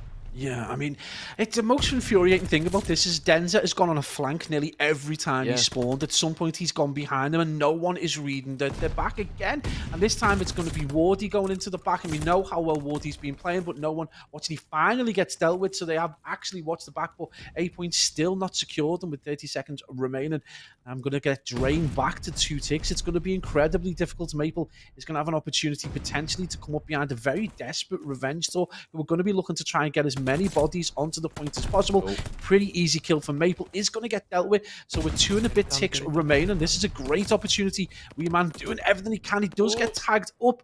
And the kills are back and forth at the minute. Denzer cleaning things up eventually. That is going to leave A open major. And with 25 seconds remaining, we're going to see that minute get added. There's not a lot of time. And with 5 lives remaining, this is looking pretty bleak for Revenge Tour. This is it for the boys. Oh, I was going to say it's do or die potentially. Number 4, though, Mythics is going to fall. But Chaxter does get a couple of kills. And now you can see 2 ticks are done. They've got 1 minute on the clock here to orchestrate pretty much the perfect push that they need. It looks as though it's going to come through P5. And now this is where you're thinking, if you had the glide, if you had the glide, but I'll tell you what, well, there's a bomb. Chaxter throws a nade straight over the top. And is this going to be the green light they need? On towards the point go the players. Chaxter's going to be the only one on there. And Mythics has got a kill. Stack the hill, boys. Please, for the love of God, stack the hill. They're getting the progression. The kills come through, but it's not going to happen. Vengeance are going to manage to eliminate them. Unfortunately, they gave themselves just a little bit too much. They weren't quite able to get on it, and it is going to be a 3-2 in that map for Vengeance, and more importantly, Pablo, a 3-0 for the boys as they go marching on. Man, that is the harshest 3-0 in existence. I think you couldn't have got that any tighter. That first round, absolutely destroying the confidence. Chaxter nearly drops a 40 from starting 0-5. That is unbelievable comeback right there from the Rockstar. But we've got to look towards that Vengeance. The stats across the board. You know, if you're not hitting 30, you're so close to it. Untraded kills are ridiculous. They're nearly in the hundreds. It's like 90 or 94 non-traded kills. That is crazy place. Like they try Chaxter on his own just dropping 30 non-traded is an incredible statistic in its own. Talk about a recovery right there from the player. Well, Vengeance just again just a little bit too much, a little bit too strong. More importantly though, Denzer from last week and from the weekend, you know, it looks like he has actually regained. So a little bit of practice, a little bit of a cup has started to get him back on form. Yeah, more importantly, that's the additional win that those boys needed to put them onto 4, so you would anticipate, obviously, they're going to look to try and grab another one to push themselves out to 5. But, man, that Tuscan, it came down to the finest margin right towards the end there, and that's where you think, if you just had a glide bomb, they opened the door to allow those players to kind of throw themselves on towards the hill, but unfortunately, Vengeance, they were just a little bit too quick to react, and unfortunately, it will be a swift 3-0 there for the boys of Vengeance. We won't see those Berlin in map 4 and map 5. But, I mean, when you look at it on paper, Pablo, it could have pretty much gone either way in quite a few of those. At least 2 out of the 3. I mean, the hard point, the Kavutu, kind of went back and forth for the stages of it. Obviously, we know kind of how back and forth a Bokar search and destroy can be. And obviously, the control Tuscan, we saw it come right down to the wire just towards the end. So, the boys of Revenge Tour, they still have something to take away from it, you would argue, from that series. They've had maps where they can look at them and say, if we just tweak these small things, we could have taken that series 3 ourselves. So they've not really got a huge amount to be worried about in terms of morale. They should definitely be going into their next series with their heads held high, that's for sure. Oh, 100%. I mean, Kavutu, you've just got to look at maybe being a little stronger in your defense of the hill, not getting pushed and kind of sliced through as easily as they were doing. That eventually cost them in the end. They were 4-all in the S&D and just kind of lost composure towards the end of it. And, you know, at no point did anyone really take a 2-round lead until the end when Vengeance just started to step through the gears a little bit. And, I mean, Tuscan Control bar, what ended up being, you know, a Spartan advance at the end, where they were so close to the heroic impossible of getting that third tick. You know, this could be entirely been a different result. So it's, you know, hats off to them. They made, I mean, more than anything else, they've got to look to the kind of like the fortitude. You know, they started off so badly in that control and came back so strong. And again, you know, margins on S&D Bokars can go either way. It's a horrific map for throwing the cat among the pigeons. And the Kavutu, just to be a little stronger, and that'll come with time. That'll come with the chemistry that's required from your new player and your players that have been together. So, you know, it's a lot of really positive points. But again, Vengeance just, you know, they look very solid. And the one thing that we're concerned with Vengeance, if you're going to come up against a really, really good side, one of the top 3 like Sukri's or Rocker or the Ultra Academy guys, you're going to need to step up again. You're going to need to play like you did in that first round of Control right the way throughout the series. And right now they're in the similar position to the boys from Vengeance, and they're kind of settling in and bedding in as a new team.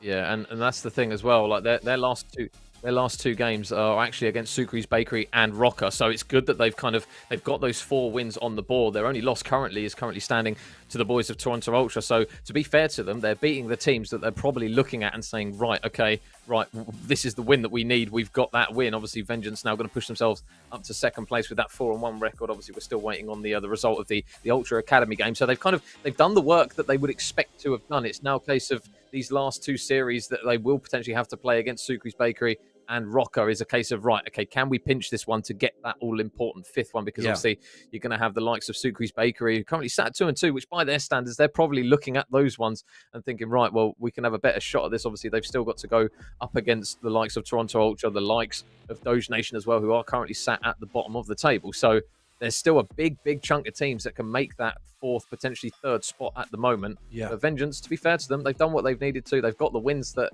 they've kind of looked at and said, right, okay, well, these are the ones we need to kind of really realistically win to push through in towards that bracket in the later stage. But they've done what they've needed to, so fair play to them.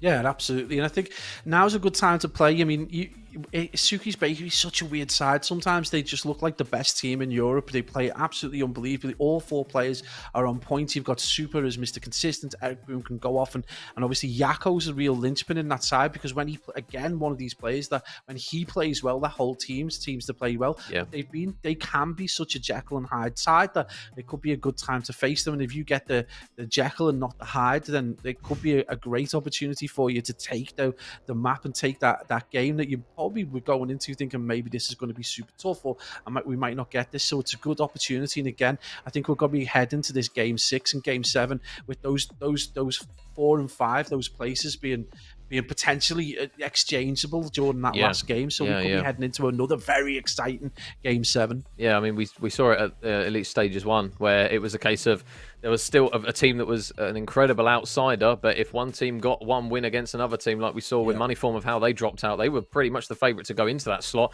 They lost their series. The team that they didn't need to win won the other series. So it's still one where if you're sat on 2 wins, even at this stage, you can still think, right, we're still in with a chance. Obviously, the boys of Revenge Tour, they've still got that difficult game up against the Toronto Ultra, so that's one that they're going to be looking at to think, right, okay, well, we need to realistically win that one. Obviously, their next game is one that up against Doge Nation, who are currently sat at the bottom of the table. That is literally their make or break game. I think if they don't win that, then they can't physically. I don't think mathematically, based on how other results go, I don't think they'll be able to make it anyways, because they'll just be sat on the 3 wins unless we get a big tie of teams on 3. But yeah, that game for them against Doge Nation, that is the one that they're going to look to be a bit of a springboard to say, right, okay, we get that win, and then we go on to face Toronto and think, right, okay, we've got a bit of momentum behind us, because it does feel as if the team we saw in stages in that they worked really well in stages when Chaxter's firing on all cylinders and putting big streaks together. They look like a team that can work. It's just a case of whether they can do it against the bigger teams is going to be the real question. I think that we'll have to wait to see. Interestingly, I think this game's thrown up a couple of questions for Vengeance as well, as they don't look massively strong across the board on those 3 maps. They don't look like a team that's in second position between Ultra and between Rocker. They don't look like that kind of side. They can put under a great deal of pressure by Revenge Tour. So if you're one of those top teams as well, you've got to be looking at Vengeance thinking, okay, Tuscan Control, I think we can probably take you on that. Gavutu, you saw it out in the end, but a couple of questions need to be asked there.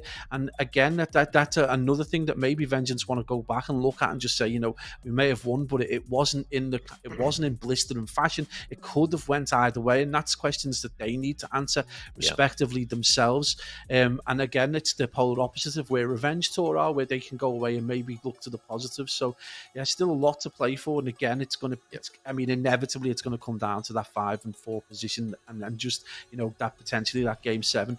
And again, as you pointed out, Doge just probably going to be scrimming for the rest of the time, but it's going to be good experience for them, and it's been great experience, I would suggest, as well, for GWR Signs, who've been the surprise package in some even games they've lost. They've kind of gone to the very edge of pressure in terms of putting these teams under the cosh. Yeah, so games 5, or fixtures 5, should I say, are out the way. Game number 6 going to be a big crunch one for a lot of these teams. We are just going to quickly cut to a short break, guys, while we wait for the lobbies to get set up, and then we can bring you fixtures number 6 on the boards, and hopefully we get some absolutely mixy ones, and obviously we'll get to see some more confirmation of the table as it unfolds even more. But don't go anywhere, guys. Grab a singular food, not multiple. Grab a single piece of food and one drink, and we'll be back very shortly just after this break.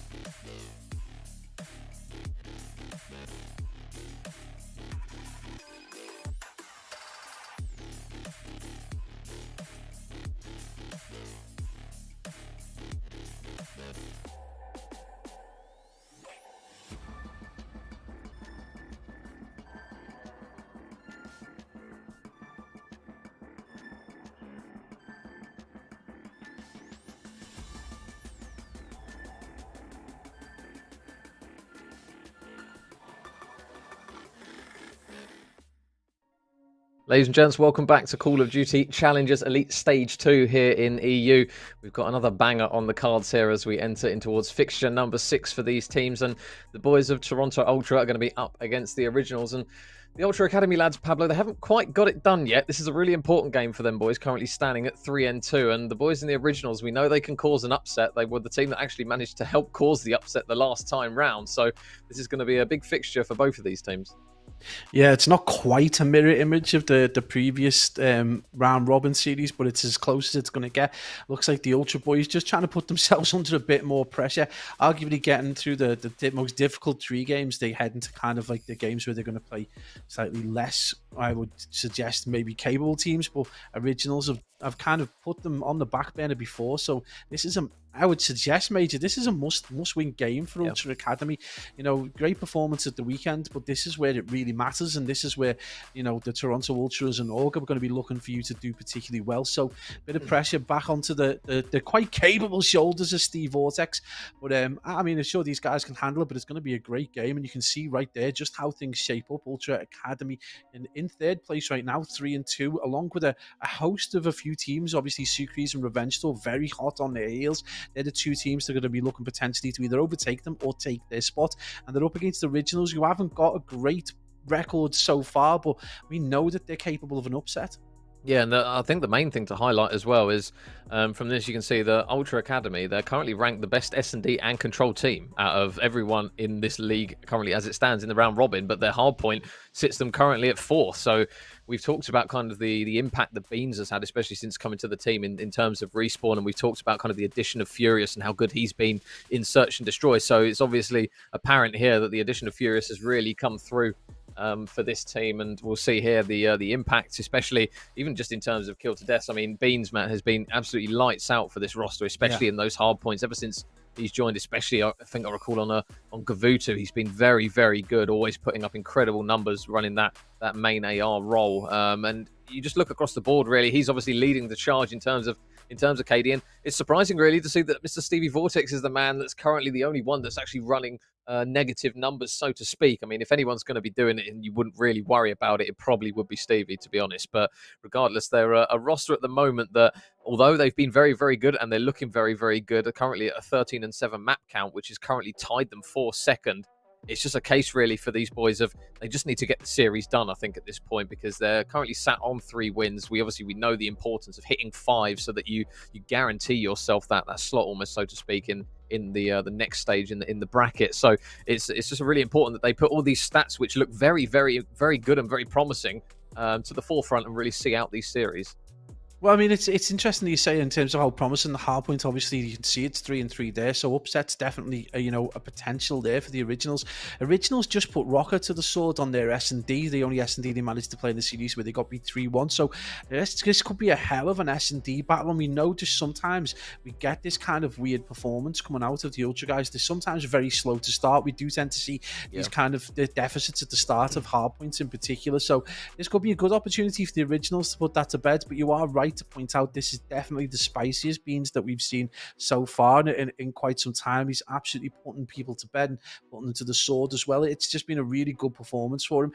And again, Steve Vortex might be just low on in terms of KD, but we see this sometimes with these in-game leaders where they might just be rocking around about 1, but they're pulling the strings, they're giving out the kind of call out. So yeah, it's definitely like an opportunity for them to go big here, and Steve Vortex will want to make up for last week's kind of the reason why he's got that KD. So expect to see a replica of what Denz has done so much today. Yeah, and obviously when we take a look at the boys of the Originals who are on the other side, I mean the instant standout really is Hawkeye. Really, he's really struggled in terms of kills. Obviously respawns have mainly been the kind of the feeding behind that. We know this team has been very, very good previously from what we've seen in Search and Destroy, which is obviously the game mode at the moment, which the boys of Toronto Ultra Academy are very, very good at. So it's going to be a really interesting matchup with these two, because both seem to be struggling on respawn. So when you look at it kind of in this light, you would assume that maybe Toronto Ultra have got kind of that little bit extra in terms of slaying ability and slaying power. But if the Originals can get Hawkeye rocking in a respawn, they're not going to be easy to beat. Nilegrad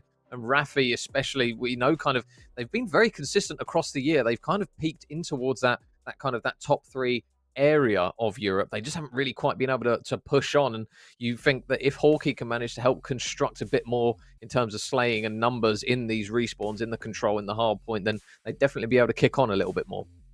Yeah, I mean, as much as it's it's essentially possible for Hawkeye to have a worse week than last week. I can't imagine he's going to want to do that. I think he's going to be looking to get that stat right the way up, 0.72.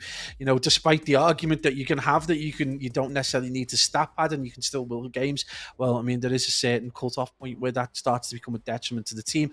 Hawkeye's going to want to have a much better week, and you're right to point out that if he's able to kick on in hard points, it could be absolutely huge for them, because we know Rafi and Grad are notoriously good S&D. They play it so often, it's almost their bread and butter. So again, you can see it right there, 3-2. If they can just turn their hard point round, and that's going to that really does fall onto the shoulders of Hawkeye, just starting to pull his socks up and start to kick on in terms of his KD. They could definitely solidify themselves as a team to be a team to deal with that could put you under pressure. Probably now is the exact time to do it, though, and this couldn't probably come at a worse time, facing off against Ultra, who are just a solid respawn side, and right now looking really good in S&D with the capture of Furious, who just seems to have cemented their capabilities again. We talked about earlier on how previously, if they had a player who didn't play particularly well, they just didn't win the game. Well, now they seem to have this position where they can actually kick on with three good players and one as a worse player.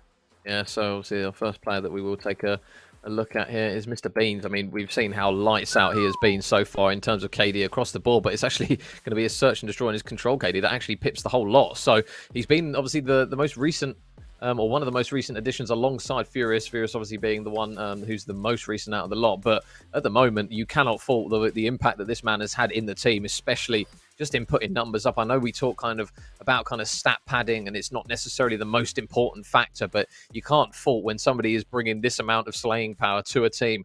It's eventually going to bring something that benefits the team to an extent, and that's kind of what it's felt like for this Ultra team at times when they were obviously previously money form, and it was one where, especially when they came up against the Rocket lads, it felt as though the slaying wasn't really quite there consistently enough for this team to get it over the line. And obviously the last cup where we saw they were able to take it in that first best of 5, albeit it went game 5, but they did consistently take respawns off of the likes of Rocker, who have been incredibly good on respawn. So the addition of Beans for this team, you cannot fault it whatsoever. And you talk about how strong they were in respawn, and that's despite the fact that Mr. Vortex himself wasn't putting up enormous numbers, and that's largely in part to this solid side. I mean, Beans, you've got to look to him. He takes unusual angles. He's able to watch crosses, and these players that are coming in transition, he'll get 2 and 3 pieces quite regularly, and why he's dropping these 30 bombs, especially in respawns.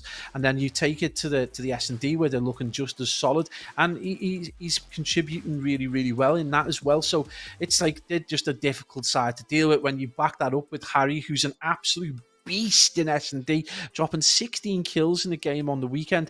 They're a really difficult side to deal with right now, and this is probably the worst time to come and face them if you're an Originals roster who's kind of really does need to pick things up and just in the pub. And you can see now on a 1.1 there are a lot of players in this kind of area right now where they're not putting up stellar numbers, but this is the kind of foundation that you work from as a team. And right now Hawkeye is providing that problem player for them, because he's dragging their scores down in that way. But yet this is a solid performance from Nile 1.10 right across the board, and we see that from a number of their players, and again the S&D going a long way to support that. I think this is that S&D KD pretty much kind of marries up with what we've come to expect from this team in being very consistent in search and destroy. And when they've been playing kind of the more like behemoth teams, as I suppose you'd call them, in the likes of Rocker Academy, it's been the search and destroy that they've been looking towards to try and take the series. Obviously before, when the meta was 3 hard points and we didn't have the control in there, it was more difficult for them because they had to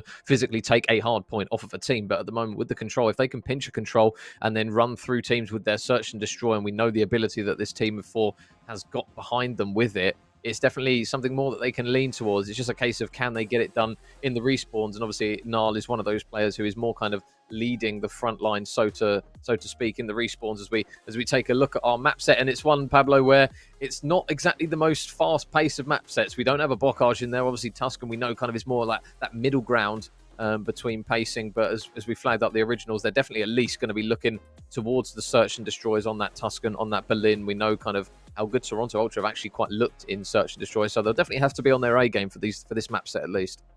I mean, if you're an original player, if you're an original kind of member right there, you're looking at that Tuscan S&D and thinking, well, we've just done Rocket on that, and Rocket are absolutely, a solid side. We know historically they haven't been amazing at Tuscan S&D. They got put to the sword, famously by Ultra 6-1 in an S&D previous in the season. So originals have got to look at that to think that's our opportunity to get one on the board and maybe just peg the confidence back a little bit into that Tuscan control. But again, I mean, we've seen a Jekyll and Hyde performance of quite extremes from Ultra in Tuscan control. Yeah. We've seen them absolutely dominate sides and just completely blow them out the water and then just completely fall off in another game. So a good opportunity maybe for the originals to just get at least one on the board and maybe look to that control to get this series. And they need to do that hugely. But again, I think if they don't do that control, can they realistically take a respawn hardpoint off Ultra Academy? That's the burning question in their mind, I guess. Very much an S&D specialist side, but they've got to go big in at least one hardpoint. Yeah, and I think the thing with Ultra Academy as well is, I would say, bar a few series, Stevie has been quite quiet by his standards in terms of just raw numbers, just in terms of kills. He's normally floating around even anyway. But when we've seen him come through in a series and he's put up huge numbers, the boys of Toronto run through teams on respawn. Like, there's no doubt about that. Stevie always seems to be kind of lurking kind of in that middle ground of just a little bit positive, just a little bit negative, or pretty much smack bang on. So if the originals come up against Ultra here and Stevie is firing, we know kind of how consistent Harry is across the board on respawns especially. We know that Beans has been brilliant in it, and Furious again been very consistent since he's joined the roster. So if they come up against a team that is clicking on all cylinders and firing away left, right, and center with Stevie Vortex potentially leading the charge, they are going to need pretty much everything that they've got in this one. And especially if Hawkeye is struggling in this series, it's going to be difficult enough as it is. So they're going to be looking especially to him to really kind of foment something different that this team probably hasn't seen previously in respawn. Because if they're coming up against the Ultra boys and they're on their game, it won't be impossible, but my God, it's going to be very, very hard. Well, I mean, you've got to consider as well that, the one map, the one place that the Ultra Boys do love is the beach.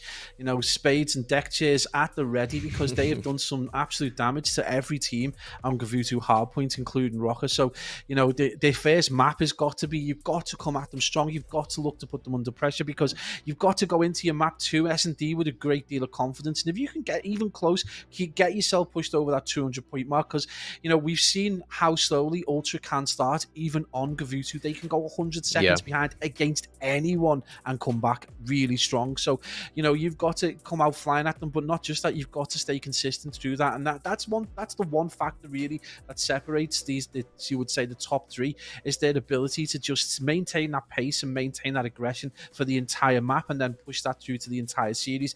Ultra tend to start slow, particularly on Gavutu. They are very strong at it. We know how much they, like, when I say strong, it's such a juxtaposition. Their start is so slow, but they can just rack up hills towards the end. As soon as you hit the middle of that second rotation, if you're playing Ultra, you need to maintain pace, or you're going to get blown out the water. So this is something originals have got to think about. Hitting that Gavutu, they've got to, if they're going to get a good start, they need to maintain it. And if by any stretch of luck they're able to take that map 1, they go into a Tuscan S&D confident that they've already put Rocket to the sword in the S&D and got a good solid background in it. So at the most kind of extreme prediction, they have the potential then to go 2-0. But Gavutu, I think, maybe just a step too far. So at least 1-1 heading into the controllers where they need to be. And I think even in an ideal situation, say they go 2-0 up, we've seen Toronto Ultra reverse sweep Rocker. So it's one where the boys of the originals, they can't afford to take their foot off the gas in any of these maps, because if you give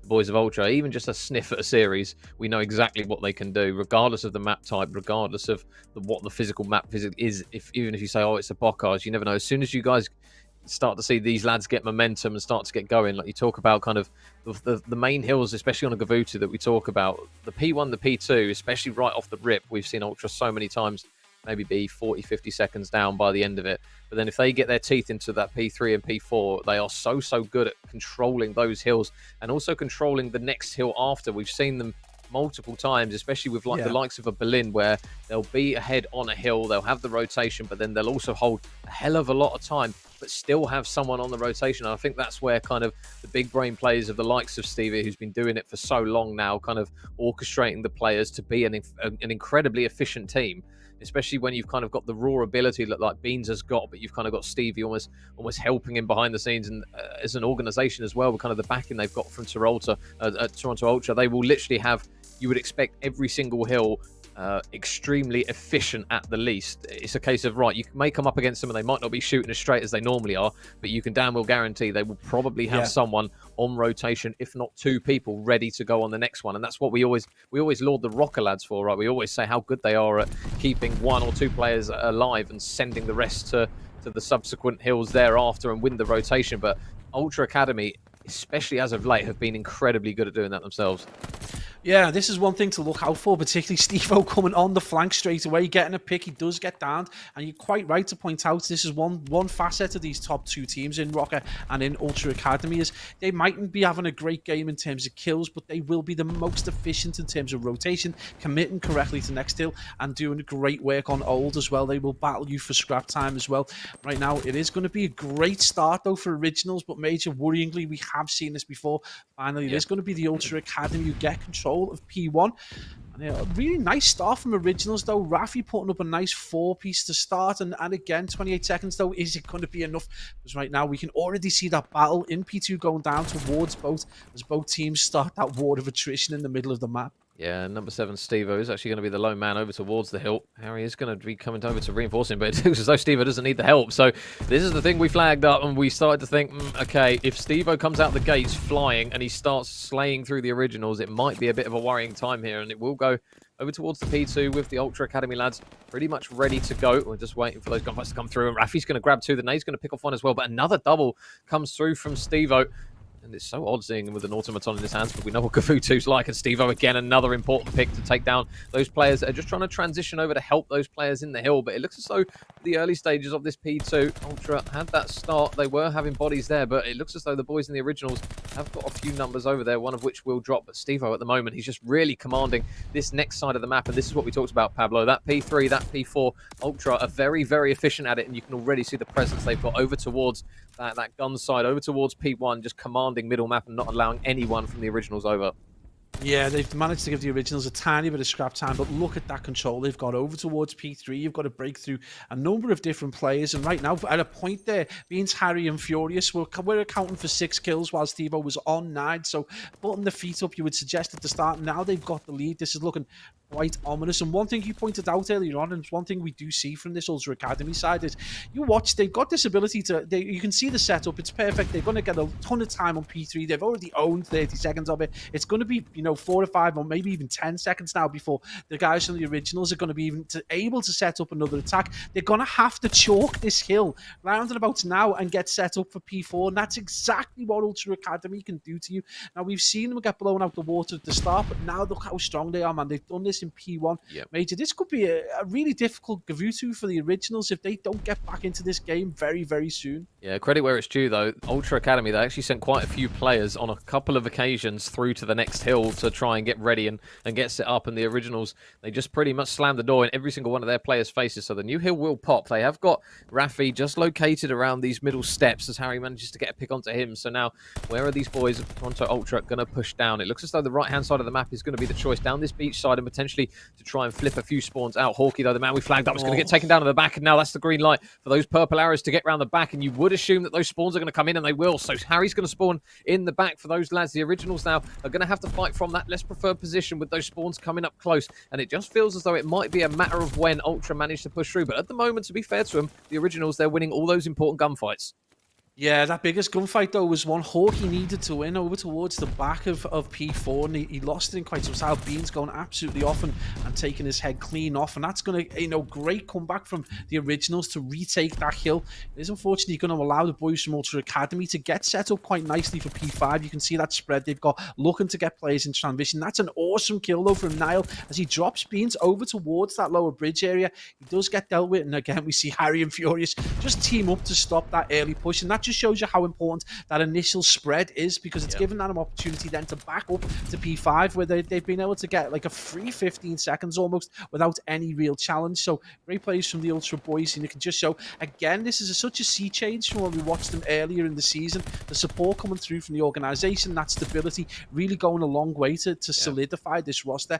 1-2-3 to 97, still reasonably close though, mate. The Originals doing a good job of keeping this within 30 or 40 seconds. The question is though, how long can they keep this sustained attack for? Yeah, I'll tell you what, a lot of teams have been making really good work of this P5 at the moment, and Ultra have done an incredible job on that. I'm pretty sure they have held the whole shebang on that one, because they have literally locked that out and pushed the lead out to over 50 points now, as that scrap time is going to come through for Steve-O. So now over towards the P1, but you can see Harry number 6 on the minimap. He's actually managed to get past Niall with literally the worst timing that they could imagine. So they are going to have a couple of split spawns here that I'm not necessarily sure they're going to be able to read here. Harry's going to come through the backside of this, and he's going to absolutely batter a few players, and one of which is going to be Hawkeye. There is still going to be Rafi just located around the point, but it looks as though they're going to clean them out, and the boys of Ultra Academy do exactly that. They hold the hill previously for a huge amount of time, and they're now ready to go on P1. And if you're an Originals fan, this is where it starts to get worrying. Yeah, rather ominously, Steve-O in the back there, looking to get himself an easy two-piece, which he does. Drops Niall and Grad, which makes it easy. Finally gets taken down by number 4. It was Hawkeye. He actually made his way to boat really, really early on. So nice plays by him. He does get taken down. Not only gives P1 scrap time to Ultra Academy, they're going to have a bit of a fight on their hands. That gives them a nice setup towards P2 in this second rotation. You can see right there, Beans and Steve-O teaming up. I've got a face-off right now. We are going to see a little cross-docks battle almost. That's a great shot from Hawkeye, who's having a much better performance. Still 9 and 13 with only 10 seconds. But again, some of the kills have been absolutely vital. Does look to get picks over towards top boat, but not able to tie that player up. And Major, one more time, it looks like those purple arrows are converging onto that point. 188 to 118. And in that time, between that P1 and P2, they've managed to grab themselves around a 70-second lead. Yeah, that middle map control has been fundamental to Ultra. They have literally been pivoting off of this P1 and this top boat just to allow those Automaton players to command pretty much what would be around 40% of the map from a couple of positions, and those kills are really starting to add up now for the boys in purple. You can see at the moment Steve-O in the top. Oh, he's going to get taken down on that occasion by Hawkeye. So a lot better there from the Originals, just stacking the hill, just throwing a few bodies at it, and it feels as though that's pretty much what they need to do at this moment in time, because Ultra have just been commanding, feels as though every single power position on the map, as we see already. Number 5 Beans, he's going to go through to make the play towards the next hill, and it might be a gunfight up against Niall, and he's not able to win it, so Beans is going to be able to just keep his head down, allow number 7 in Steve-O just to watch over the front of him, and you can see Grad there just slamming the door there, not allowing any players to come through. But the streaks now that Steve-O has managed to accumulate, he's waited all this time to use them, and now it's going to be so difficult for the Originals, because now they've got to try and punch into arguably one of the hardest hills in the entire game to do it. But good work by Grad. Yeah, and absolutely. They managed to get in. They're going to get challenged fairly early on. They've got a reasonably close setup. But again, number 6 and Harry was just, watching from top boat, able to watch the transition. He's pushed his way forward, so he's going to need to be getting dealt with sooner rather than later. Otherwise, this is going to be problematic for the Originals, who are now only 20 seconds, 15 seconds away from going 1-0 down. Again, we did kind of predict this. It was kind of a little obvious, but again, you just got to ask your question, are you watching your flank? Are you doing some things correctly? They've been very brave in their ability to push forward, but again, just getting sliced through like butter. And it is going to be Ultra Academy with a relatively easy win on Gavutu. And you do go back to the stats, Major, and just look at the lack of interactions in that game in comparison to the one we casted just recently. Yeah, it just felt as though the boys of the Originals, they just couldn't seem to even kind of progress over the middle map portion. It felt as though they always seem to have an assault rifle player locked on a heady, watching the lanes. You can see at the moment there the scoreboard, especially just in terms of raw slaying ability. Toronto were just so efficient with it. I mean, Harry rocking 18 and 10, Steve-O almost triple positive at 23 and 8. Furious just had a quiet game, but at the moment when the boys are shooting like that, it's almost difficult to grab some kills yourself. So it's one where that's what I suppose you would, on paper, you'd come to expect from this Toronto team in that kind of respawn. We've seen how good they have been on a Gavutu, and they have literally just demonstrated it right then. Man, you got to look Grad, Nile, and Hawkey, rocking up for a 36 and 54 KD between them is not how you want to be approaching any kind of hard point at all. Combine them for less than 30 non-traded kills. That is not good performance. And that you're going to get put to the blender when you can't shoot back as effectively as that. You are going to get put to the sword a little bit. 250 to 128. And, you would argue around the point where they were kind of at 130 to 128, it was so close. But again, we just talked about this ability that the Ultra Academy team have got in terms of just the last rotation, that second rotation heading into the third. They are so strong. They get their rhythm right. They get their commitment to the new hill, and their kind of ability to hold scrap time on old is just almost impeccable. And we've seen it obviously of late against Rocker, where previously they were struggling so heavily. They got to so many these T2 positions and never really been able to push it over. Well, now you can see it in action. But again, just a standout performance. And you talked about Steve-O being one of these three players who you would suggest one of the top end players who'd had a hard first week with Metals and Denzer. He goes absolutely huge, drops 23 and 8 with 20 non-traded kills, putting on at 1 minute 58 in the bucket to count as well. So Steve-O definitely thinking, you know what, last week was a misnomer. I'm going to make up for it and go absolutely huge this week. Yeah, and I think that contested hill time as well on the side of the originals, what was it? I think it was 16 seconds contested time on a hard point, which is literally next to nothing. So that just goes to demonstrate how much control over the hills and the long distance gunfights they had, just to not even allow the originals even a body on it, just to try and contest it, let alone get the hill time themselves. So it was one where that mid map control was just so dominant. And we're switching from one map that is incredibly kind of AR dominant to one which is a bit more balanced, Pablo. But in a search and destroy on Tuscan, again, that middle map like kind of prowess and over towards the A bomb site with the automatons, it's still very lane heavy. So the boys of the originals, they're going to have to try and work some magic on that. Obviously not on a respawn this time, but on a search and destroy, on a game mode that they are stronger at. But they're going to need to have a bit more commanding presence on the map than what we just saw in that first one. I think, this is the opportunity for the originals. We spoke about it before. They've got a really good S&D record. They've just put Rocket to the sword in the previous game, just on this S&D on Tuscan as well. So a good opportunity. Unfortunately, they're going to be playing against an Ultra Academy side who are going to go away from their the roles they were playing in Gavutu, where you saw Steve-O on the auto. He's going to be back to the MP40, carrying bomb, probably almost exclusively, and they're very, very used to this. They had a great performance on the weekend at Tuscan S&D. So, despite the heroics from the previous round from the originals, this is still going to be a mighty test. But you would argue the best team, the most difficult side to face in any S&D could potentially be the originals. They've got a lauded history in S&D. They're playing Charles every night. They're doing everything they can to be as good as possible. So this game could go either way. So you've got to look potentially again to those players that are on the struggle bus right now to just pick things up. And 3 players going 12 and 18 in your hard points, you'll put them vying for the keys to the struggle bus right now. So big moment, a big opportunity. And we said before, they need to win this. If they don't win this, this is good night Vienna for the evening. They go into the game 7 tomorrow with probably a lot less to play for. Yeah, it feels as though, a blueprint for a lot of underdog teams, whether you've seen it throughout the years on Call of Duty Champs, is if the teams that are the underdog can get good with search and destroy and find the odd angles that maybe some of these more professional players and top-end amateur players can't find, that can be the difference between maybe pinching a series and grabbing it, because you normally come to expect that these teams in the kind of the upper bracket, maybe the top 3, top 4,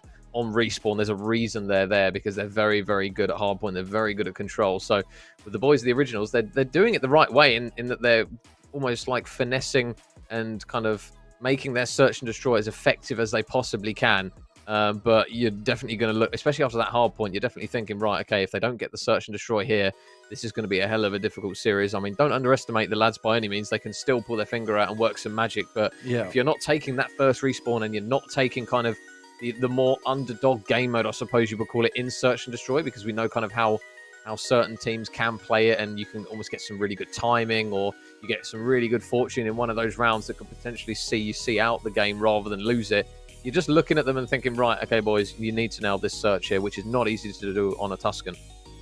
Yeah, It's a weird one, but it's such a you've got to at the end of the day you've got to play to your nature, and you've got these guys are great at S&D. If you give any in-game leader the choice, are you going to be great at maps 2 and 5, or are you going to be great at maps 1 and 4? You would expect everyone to be like 1 and 4, which gives us the opportunity to put series to bed earlier on. Well, yeah, this is just unfortunately the originals happen to be particularly good at a different set of maps. They've got to utilize this now, and unfortunately they do start with the first blood going away of Furious Klaus.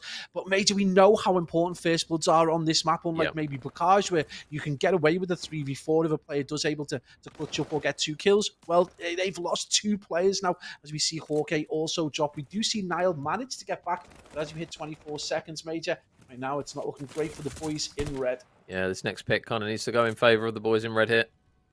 Niall knows that Beans is in this top fire area. Oh, he spots him now and gets the pick. Surely, yeah, he does, but he gets taken down anyways. The boys of Ultra, very efficient on this map, and kind of a player that we flagged up in Search and Destroy, especially for them. Pablo, obviously, in Furious, has been very, very good for them ever since he's kind of joined the roster and been involved in the Search and Destroy. So it's one again. I mean, this was the map where he got the really big 2-piece against Rocker, obviously in that grand final, wasn't it? So he's a player definitely to keep an eye out for Ultra Academy. He's very much he feels as though he's quite unpredictable at times on Search and Destroy. Yeah. He's one of those players that it feels as though he can just get some either really good fortunate timing or a very important pick for this team. Yeah, I think Furious is one of these players that's just got really, really good at kind of being a rogue lone player in S&D. You always find him in clutch moments, 1v2s, and he's just got such a good sense, like a sixth sense. Raffi with a really important first blood on the very man we're talking about in Furious, so that's already a big blow to Ultra in this second round. And, we can't put nothing but Lord the player. He's a really good player, but again, that's a massive first blood. But Major Originals at the minute mark have got to take advantage of this now. They need some bomb site control. They need to get bomb down and control time. Yeah, and they do manage to take the man off the bomb. But can they work any more picks? Grad and Raffi are both going to grab picks, so now it's all on Beans here. And with the sniper, unless he works his inner phase, this might be difficult. Yeah, so they shut him down almost instantly. So a good regain there from the boys of the Originals. A good round, an important round nonetheless to keep them kind of toe-to-toe. We talk about it a lot, Pablo, of when teams kind of go 2-0, 3-0, then you think, oh, okay, a little bit worrying now. But if you can kind of keep toe-to-toe as the rounds start to progress, we do tend to see, obviously, that attacking side is the one that teams tend to prefer. We've seen it quite a few times, actually, where teams have kind of thrown lives away when it's been going towards that round 11. If it looks as though they're going to lose it, to almost grant them that attacking side. And it looks as though both teams at the moment are pretty much fitting in with that expectation as they both take the attacking rounds. Yeah, absolutely. I mean, it's one strategy I suppose to think of. Right now, the Originals just got to think about containing when they get a first blood. They need to continue to see the game out. Beans with a couple of shots over, looking to take the head off one of the Originals players. No first blood as of yet. Again, it's been a solid performance. Beans on 0-2, though. One player you do look to respawn mode. So, again, if he can get involved. Raffi again with the first blood, though. The second time as he drops Beans, puts him on the 0-3. He's back on the struggle bus, driving around Tuscan right now. Raffi 3-1, having a really good performance. Hawkeye, one of the players, Major, we talked about earlier on, one of the players that really does need to step up. He's had quite an appalling hardpoint, and right now facing an 0-1 alongside Beans on the donut, so really needs to get off the mark. We are going to be into a 2v2, though, Major, as we hit the 40-second mark. And if memory serves me well, Harry got that 16, I think it was 16-5, wasn't it, in the cup? I think it was a Tuscan Search. So it doesn't surprise me that he's going to get a couple more picks. But the Originals, they managed to be efficient, as we know they are on this map, and they take the third round to make it 2-1. And good teamwork from the boys there at the moment, Pablo. They're just kind of playing numbers efficiently. Obviously, the first round they didn't manage to grab, but the most recent rounds, they've obviously, it looks as though for a second, Toronto look as though they're on the front foot, and then the boys in red just seem to come back with an important pick or two. Yeah, just playing it cautiously. They're just playing S&D as it should be played. They're trading effectively. They're getting good sight. They're playing the lives more than anything else. And that's really helping them to stay in the lead. And I mean, at the end of the day, you can probably put that prowess down to them being able to put Rocket to bed in the previous rounds. Raffi again with the first blood, though, as he puts Harry. I think he's got a first blood on each of the players from Ultra, maybe with the exception of Steve-O. There's going to be Grad there. The trades go out, though, as we hit a 2v2 again. 40 seconds remaining. There's going to be Grad and Hawkeye taking on Furious, and Beans' big opportunity now for Hawkeye to clutch up. I'll say one of the players they've got to go through is arguably Ultra Academy's standout S&D player at the moment, as Furious manages to grab 2 kills himself. So now Hawkeye, all on his lonesome, is going to manage to take down Furious, though. So good reads by Hawkeye. Only his first kill on the board. But now it looks as though Beans is just going to come straight from behind him and surely take him down. Yeah, and Beans manages to grab the kill. He should be able to grab the defuse as well, unless he picks up the watering can rather than the bomb, but it's all good. Yeah. Gets that defuse, and the boys of Ultra tie it back up again. So a very back and forth map so far, but you just see if Hawkeye contributes a little bit, Pablo, they do seem to look a lot better as a team, understandably. And although it's only one kill, surely now hopefully you think he'd be able to kick on from that. Yeah, it was a good read as well. So, goes to show he's not just like, it's not just an issue of his gun skill. He's actually reading the game quite well. So, big moment for Hawkeye. Hopefully, a confidence booster going into round 5. He's got himself at 1 off the board. I think if he can get a few more and just start to pick things up, I think this could really help the originals push on. Right now, Ultra Academy looking solid though with it. I mean, you've got you're seeing Steve-O on the deficit right now, 2 and 3. But again, it's a player we know will be pulling the strings in the background. So Fallout's probably coming his way. You're right to point out Harry though, 4 and 3, bit of an ominous push from him. He's a player who can put up absolutely huge numbers. As we see another first blood go the way of Furious this time as he drops Nile in response. But Rafi and Grad, the S&D duo major, teaming up to make it a 3v2. Yeah, and gunfight there for Steve-O. He's able to win one. Predicts that there's going to be another player challenge very shortly. He's just going to reposition, so he might actually be able to catch one of these players out. And Hawkeye's able to pick one off. So Beans now last man up, gets to the last man, one shot, and there you go. Mr. Beans manages to batter 2 of them just towards the end, and good work there from him and the boys of Ultra managing to take that round. And we'll see Beans there, only 19 HP to his name, but manages to grab both kills there. Important ones at that, Pablo, because in a game that is looking like it's very fine margins, that could be a big swing round. Yeah, and that's the kind of 2-piece he shouldn't be getting. So great performance right there from Beans to put himself in kind of contention as the kill leader. Great performance across the board, really, from Ultra. Everyone bar Steve-O on a 4 right now. More importantly, Beans on a 4 streak. I can't imagine it's going to change the way he plays. Still 3 off, potentially getting that glide. So long way to go right now. He's probably still going to be as aggressive. Harry, though, with a first blood this time as he drops Nile, who's been a player who's been first blooded at least twice in this game. So maybe the aggression going too far, but the trades go back and forth. As we see Steve-O get an absolutely glorious 2-piece on Grad and on Hawkeye, and that's going to leave Rafi in the unenviable position, major of a 1v3. Yeah, and he just gets shut down almost instantly. They knew he was on the bomb. They took him down, and Ultra slowly starting to cement themselves in the driving position now. 4-2 up they will go. You can see there, Rafi just getting mopped up at the moment. So strong start from the boys in red, Pablo, but it does definitely feel as though it slipped away a little bit. Like those efficient trades at the moment that they were getting in those earlier stages, the boys of Ultra, to be fair to them, they've just kind of, it feels as though they've just kind of countered what they're up to. And it feels as though that Mr. Beans especially is going to be feeling himself with this sniper. And hopefully we get to see a few lids getting wigged off it. Yeah, nice to see a World Star in an S&D for a change. He's going to be over towards that long side, looking down. It has been Nile again. He's got to look to maybe his over-aggression or not playing his life correctly, but he's been first-blooded a number of times. There's going to be the boys in the originals trying to bait out Harry. No first blood as yet, as close as it could be. Harry does follow Rafi with a nade straight onto his bonnet. It is going to be him who falls in a 3v4 major as we hit the minute mark in this Tuscan S&D 7th round. Yeah, and Grad gets eyes at Steve-O's on the bomb, but Steve-O makes the read, so he does take him down before Nile trades him out. So now 2 versus 3. They've still got the sniper of Beans, though.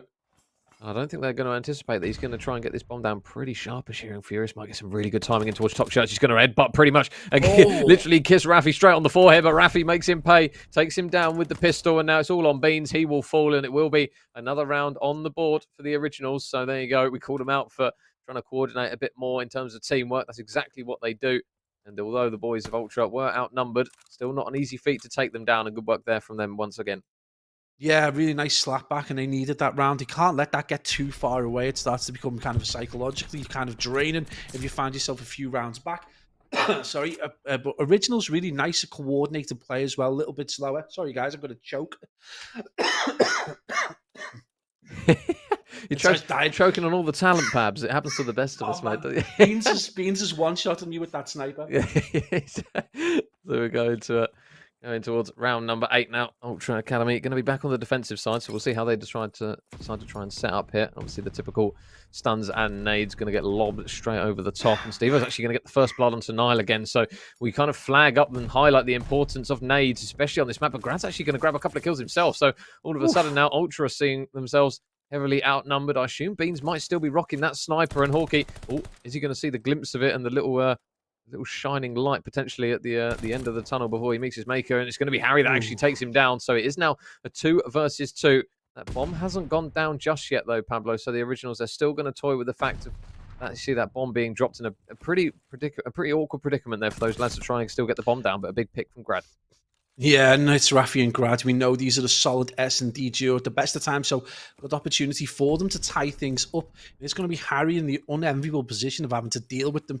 7-5 and 8-6 has been a stellar performance so far, the standout kind of performance individually. Harry manages to tie things up, though. Grad last alive, only 25 seconds. He is going to look to get that bomb down. It's going to be a free plant, unless he decides to wrap. It does look potentially like, is he wrapping this all the way around? I don't know whether he's got time, but Harry going to be well placed if that bomb does go down towards B. Expect an imminent strike, Major. 44 seconds on the clock, and a 1v1 to potentially tie things up or go one away from taking the second game. Yeah, is Harry going to check the right corner? Oh, he is, but Grad is able to win the gunfight, so a big kill coming through there from him, and the Originals tie it back up. So it looked as though the Ultra were going to get a sizable lead, but Grad has absolutely none of it. He helps his team claw it straight back to 4 rounds apiece, and now this is where we start to come through for the crunch rounds here in Tuscan.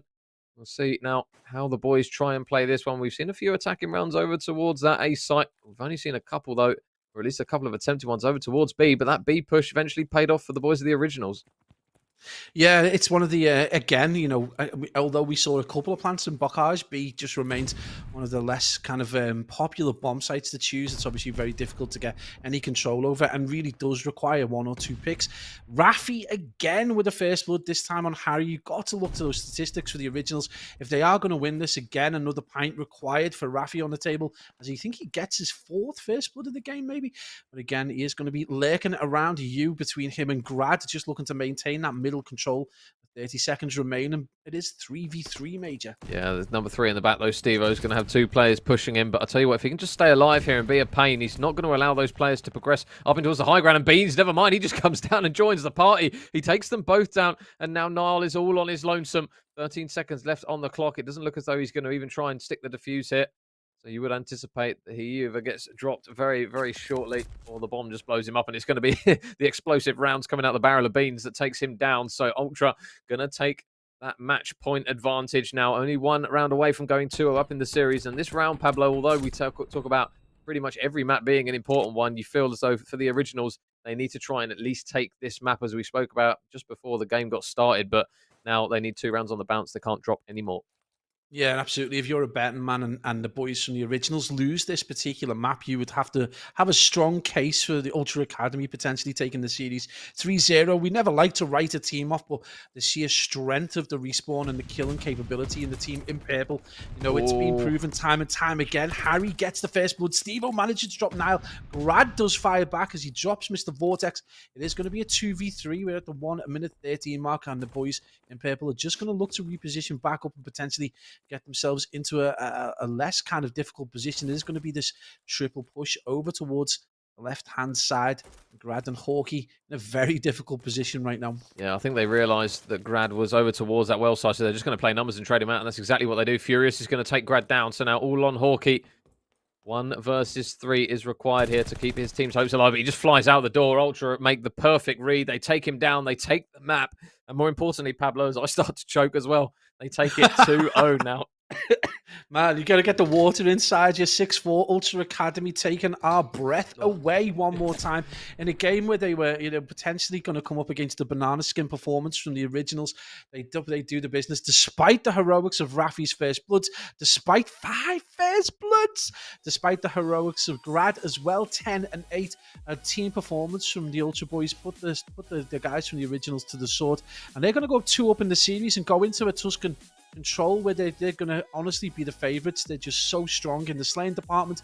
They're so clever when it comes to strategy that the Originals are going to have to dig really, really deep now if they want to push on and potentially, try and get a reverse against second, or you would argue from the last cup, the best team in Europe. Yeah, it just feels like consistency across the board again for Ultra. They're all doing their part. They're all kind of doing everything they really need to. It felt as though, again, it's just like another, we don't like to point fingers, but Hawkey at the moment just really seems to be struggling just to even get picks and almost like cause damage on some of these maps at the moment. You feel if they can just get him kicking, they would have potentially been in with a shout, at least in this search and destroy, and maybe tie up the series. But at the moment, the way Ultra Academy are playing, they're just being so efficient. They're doing exactly what they need to. And obviously we go now into a game and a map mode, game mode and a map, Pablo, where the efficiency is going to be almost fundamental on a Tuscan, where we know kind of it goes back and forth between the defensive sides, and obviously the life count plays an important part. But with some fine margins here at the moment, the boys, the originals, they really need to keep everyone firing on all cylinders if they're going to take this map, because we know how good Ultra are at it. I think, you know what's interesting, I was having a conversation with one of the top AM players recently, and they were kind of saying, you know, for Hawkey's a really interesting case in point. The newer, you know, when I say newer players, the players who've been playing over the last kind of maybe Modern Warfare onwards at this level, just play ever so slightly differently from the players like Hawkey who've been playing for a lot longer. And, you know, he's tried to come back in at Vanguard and try to make this impression. I think he's struggling right now to just deal with the kind of variety of mechanics and the time to kill and a lot of other factors.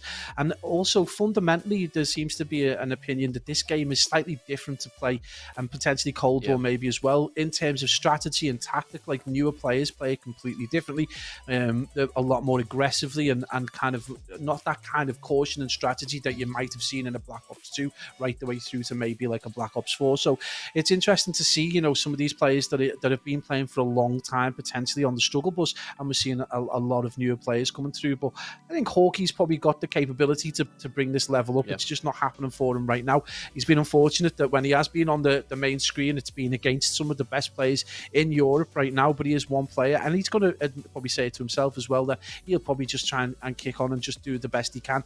Right now, the originals look great in S&D. Despite the defeat, it's a 6-5. They took it as close as possible, but it's just a little bit too much for them to deal with this Ultra side. And again, you know, it looks like it's going to be a hard day for them in these games 5 and 6. Yeah, I mean, you flag up kind of the young players. I mean, Real fitted straight in towards that Rocker Academy team. Didn't really look as though he was struggling at all and showing his inexperience, because he came in, he hit the ground running. Obviously, Beans as well, one of the more up and coming players as well, has been absolutely lights out ever since he's joined this Ultra Academy team. So it just goes to show kind of what the talent has got on offer here in EU. It just seems like there's so many teams to keep an eye on. And obviously with that Rocker Invitational as well, Pablo, we'll get to see these guys do it over in the US of A as well, which is obviously for us being ever so slightly biased, I will add, it will be an incredible feat to see those lads. And obviously we'll be cheering them on literally till the end of the tournament, pretty much, to see how far those teams can go in that one. But I mean, at the moment, you just got nothing but like positive words about the EU scene at the moment. Mate, I mean, you look at the top three. If you take the top 3 sides, we look at Rocker, we look at Ultra, we look at Sucre's Bakery. Across the board, those 3 teams, you've got a feeling, especially on the day, even Sucre's Bakery could probably put most teams to the sword. And, you know, going into a LAN event, that's the big change, though. That's the big difference. It's whether these guys can do it. And we know the likes of Steve Vortex and that have done this and proven it time and time again. Originals, though, sorry to interrupt myself, managing to get the A zone really, really quick, really nice. They've dealt with that flank as well. Niall dropping Steve-O, who's a predictable flanker at the best of times, manages to get that. That's really left them 2 minutes and 16 seconds. It's kind of a very conventional push through A, so they have left themselves with the unenviable task of trying to push through onto B against Ultra Academy, but they've given themselves the best possible opportunity to do it with a 2-life advantage and 2 minutes on the clock to do it, Major. Yeah, and they kind of took the approach that we've kind of not really seen a lot of the higher echelon teams actually do on the attacking round, where they leave one player on the hill and kind of allow the other 3 just to kind of go hunting for kills, and just to kind of delay the timer even more, because obviously you freeze it rather than it just giving you the minute and then the minute counts down. You can almost buy yourself an additional, sometimes what feels like 30-45 seconds if you just stick one man on the point and let that tick just slowly kind of work its way round. So obviously they buy themselves that additional minute. But you'll see here probably now that it will come down to time, and it will probably drop very, very quickly, because they don't currently have any sort of map control. As we can see, they try and work their way through the P5. Steve-O, though, isn't going to see anything, neither is Harry, so surely the call is going to come through shortly that there's probably going to be a push in towards this P5, but anyone that you're going to want in this position is probably going to be Beans. He's not going to spot Rafi, though, on the outer lane, but he does spot at least a couple of them. He's going to be forced to back up, though, with the nade. You can see, though, number 7, Steve-O, is actually going on the flank here, and he might be able to pick up a few. There's one for Steve-O. Can he grab another? There's one, there's 2. He can't quite grab the 3rd. The boys in red do manage to get Hawkey all the way around the back, and Grad is just going to be watching over towards this top radio part, but we know how difficult this point is, Pablo, to grab. Yeah, and you almost spend your time kind of willing the team to just get onto the point and get themselves a tick or two and just, you know, at least try and get some time onto that point. They've done well to stay in and around the kills so far. They've got themselves some kills, but now they've got those two players. It is going to be Grad and Nile who kind of stuck in the blender of the Ultra Academy. Going to get some picks from behind. That's going to get red. That's a huge kill for Nile, though, as he cleans out the back portion of the B point. Harry on the chase right now. Nile doing absolute work. He is taken down by Stevo, but that's allowed the rest of the team to push on ever so slightly. But again, Major, it shows you just how difficult it is to get any kind of map control, even if you get 2 or 3 kills on the defensive team, even towards the back of Church. And it's just going to go back to number 14 seconds remaining. 11 lives plays 11. One thing you've got to argue, though, for the originals is normally at this point, Ultra Academy have managed to get themselves an absolute shed load of kills. Right now, they've done really well in staying toe-to-toe with them. Yeah, and I don't mean to be the one that said I told you so, but because they didn't delay that point over towards A, they just did not buy themselves enough time in order to try and either work.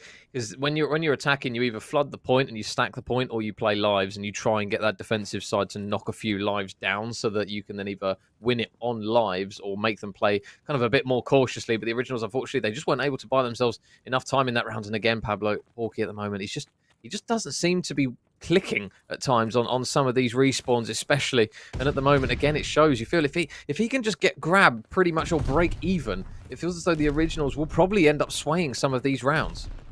Yeah, I think to a certain extent, Hawkey, it's a tricky one for him. I think maybe if he's, I don't want to say he needs to move back and maybe just play at a slightly lower level just to get his reflexes back up to where they are, get his strategies back up to where they should be. I think maybe he stepped into a position where it's just a little bit too quick, because this is such a fast-paced game. The time to kill is just absolutely ridiculous, and there's a lot of factors that are really hindering him at the minute. 1 in 6, he finally gets a kill onto Furious Klaus, but I mean, we don't want to beat a dead horse by any way, shape, or form. The performance can change from week to week, but definitely one to be looked at. But right now, Ultra Academy have managed to get themselves a little bit of a kind of geography over towards the back. Number 2 is going to be there, so Brad does get taken down. It is going to be number 5 in Beans, who makes his way around the back. The pinch is on, though, but you can see just waiting number 7 right there, Steve-O, with the pick, just waiting to pounce, and you can almost see the kind of manipulation of the map that Ultra Academy have got as they work their way around the entire team. There's going to be number 2 heading into radio, though, Grad, just outside the steps right now, overwatching. And again, just shows you how difficult it is, regardless of how good you are as a team. This B point is an absolute minefield to try and get control of. Yeah, it's coming down to individual gunfights as well. Rafi's going to do a really good job of grabbing a couple of kills. Steve-O's going to look to try and join the party as well. And you can see Beans on the minimap again. He's just kind of toying with the idea of trying to cause those spawns to be a little bit more awkward for the boys, the originals, as Beans manages to win one. The trade, though, does come through from Hawkey, so it's an important kill as well, because if he doesn't get that, Beans probably locks himself again on that back tank, or at least over towards the back end of that B point, and just spawn those players a little bit further out. So good work there from the originals. They are going to get locked into position. You can see pretty much everyone is covering their respective lanes, so it'll be interesting to see how Ultra try and make this play. A couple of shots there from Harry. Going to try and go through the wall just to tag up a couple of players, and Niall's actually going to grab another couple of picks. So the kill feed lights up red. A much better start here to this round, and especially over towards this B side. Rafi's now worked himself onto a 4 streak, and he's combining for 9 between him, Niall, and Hawkey. So if they can keep this momentum going, Niall gets all the information he needs at those players towards B5. There's 1 for him. There's 2 for him. He knows there's a 3rd in the corner. Is he going to clean up Furious as well? Furious surely going to be dead to rights, and Niall with a nice 3-piece there. He is finally going to get traded out as Steve-O takes him down, but good reads there from him and his team, and now they see themselves 5 lives up on the defensive side. And rather nicely, that all kicks on from that really good 2-piece from Hawkey over towards the back. Kills that he absolutely needed to get, and he gets them. And that allows Niall. He was so close to the glide. He gets dropped on the 6-piece. 23 seconds remaining. It's been a stellar defense so far, and if anything, they've given themselves so much more of a deficit in terms of lives, which is something the Ultra Academy didn't do in the previous round. So advantage you would suggest is right now is with the originals. If they can continue to get this defense in, you can see this is going to be a big fight again with Hawkey and Steve-O. Hawkey comes out on top. Hopefully the man is listening. He's decided to turn up right now, which is great news for the originals and great news for us as they tie that up 1-1.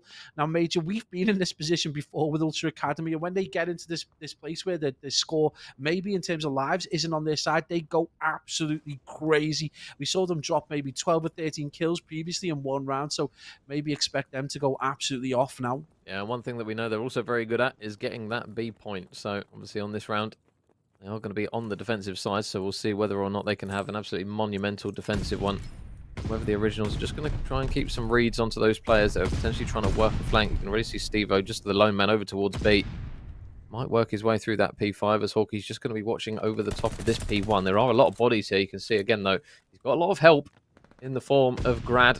And you can see Rafi just watching the flank as well. But Steve-O is going to get a pick on that flank. So now it's just a question of when those players might try and influence. A couple of kills in the back of the spawn here. Harry is going to try and work his way around the back, but Niall's going to get tagged up. He's not going to fall, though. Steve-O, though, is going to look to try and cause a bit of an upset here. Just by lurking in and around mid. Not even really getting kills, but just by being here, he's going to grab some attention from some of these players. But he's going to get taken down. And again, Pablo, similar situation. A bit of deja vu from that opening round. They grab that point. They grab it very, very quickly. But that time is going to start ticking already now. Yeah, now they've been left with this very, very difficult B site to get. One thing that is good for them now is Hawkey has started to come to life. He's 8-9, he's on a 3 streak, and he's played this really well. Nice bit of strategy as well. You know, his positioning on that 8 point was immaculate. He managed to get front control and then pushes right the way through, almost to the side of the Ultra spawn, and is able to get a couple of picks. So right now the life count is back to neutral, but that probably favours the Originals. So, you know, even if they aren't able to take this attacking round, as long as they maintain a solid defense in round 4, they could potentially get that all-important defensive round of 5. So, you know, it is almost like a chess match where you've got to start thinking a couple of moves ahead. Right now, it is the Originals who are doing a really solid opportunity, especially over to A, but they've got a lot of work to do against this very talented Ultra side.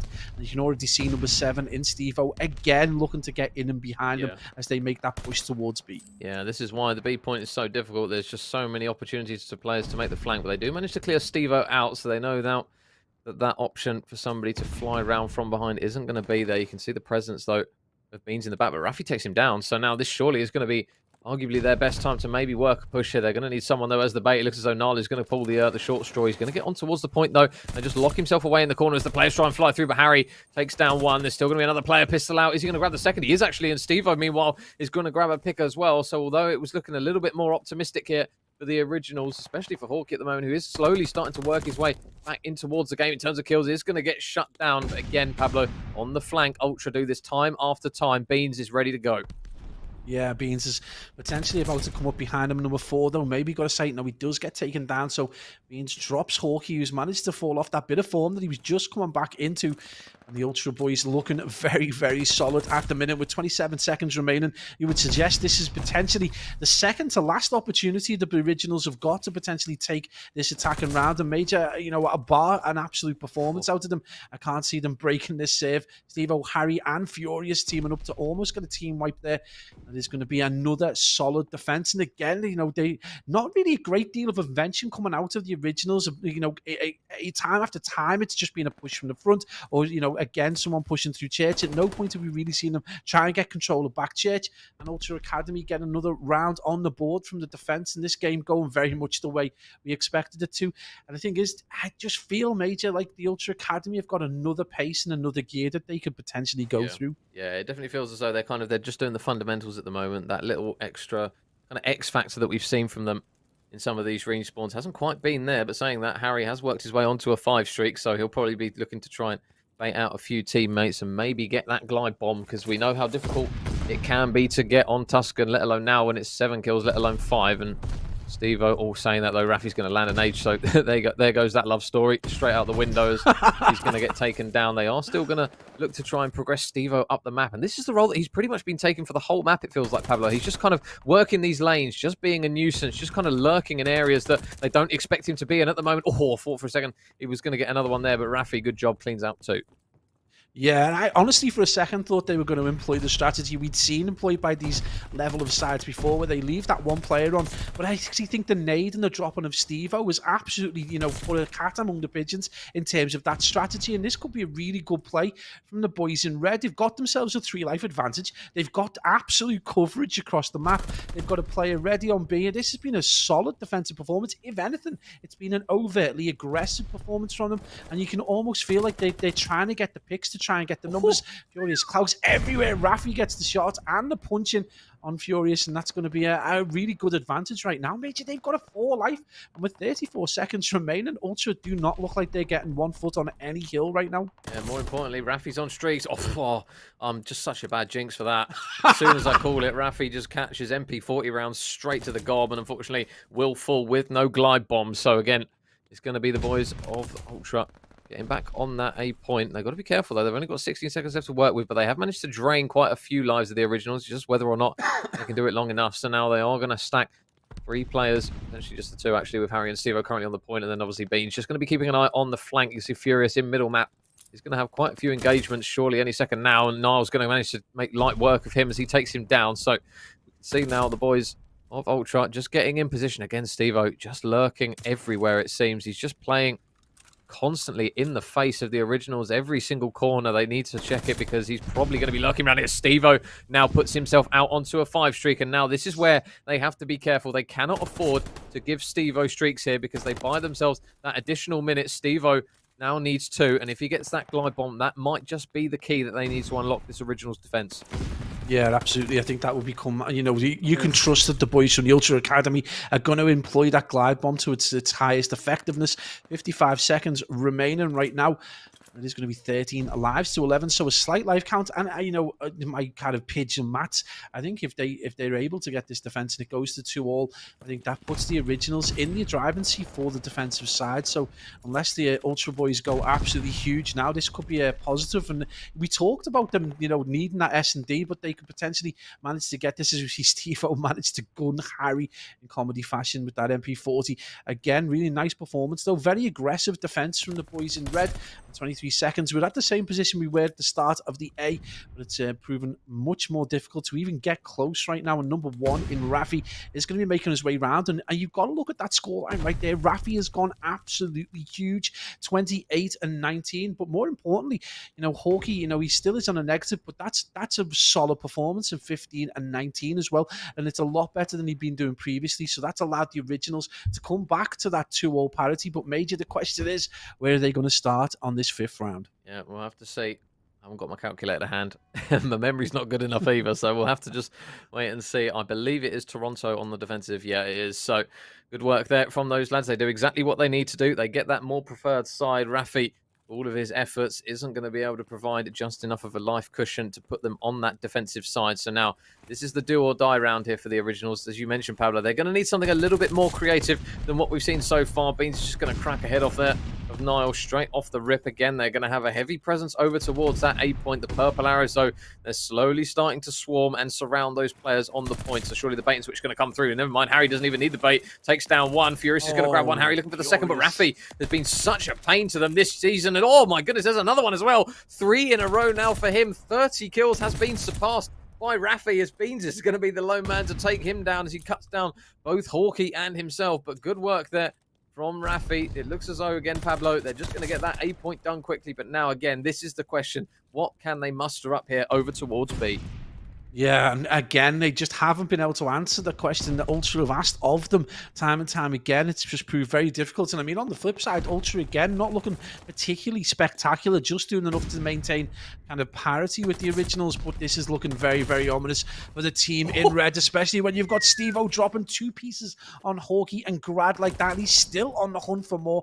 He's going to be taken down by Furies. And we see that kill feed go very purple, my friend, as they get an enormous life lead. That is going to be cut back to 5 from 6. So Academy still at the driving seat would suggest A is taken for the originals, but again, there's just no invention from these boys in red. And when you're up against a team in like Ultra Academy, who just almost appear to be cruising at the minute, this is a very worrying sign right now as you get to the end of what could potentially be game 6 out of the 7, leaving yourself in a very hairy predicament. I think this could be curtains for the boys in red.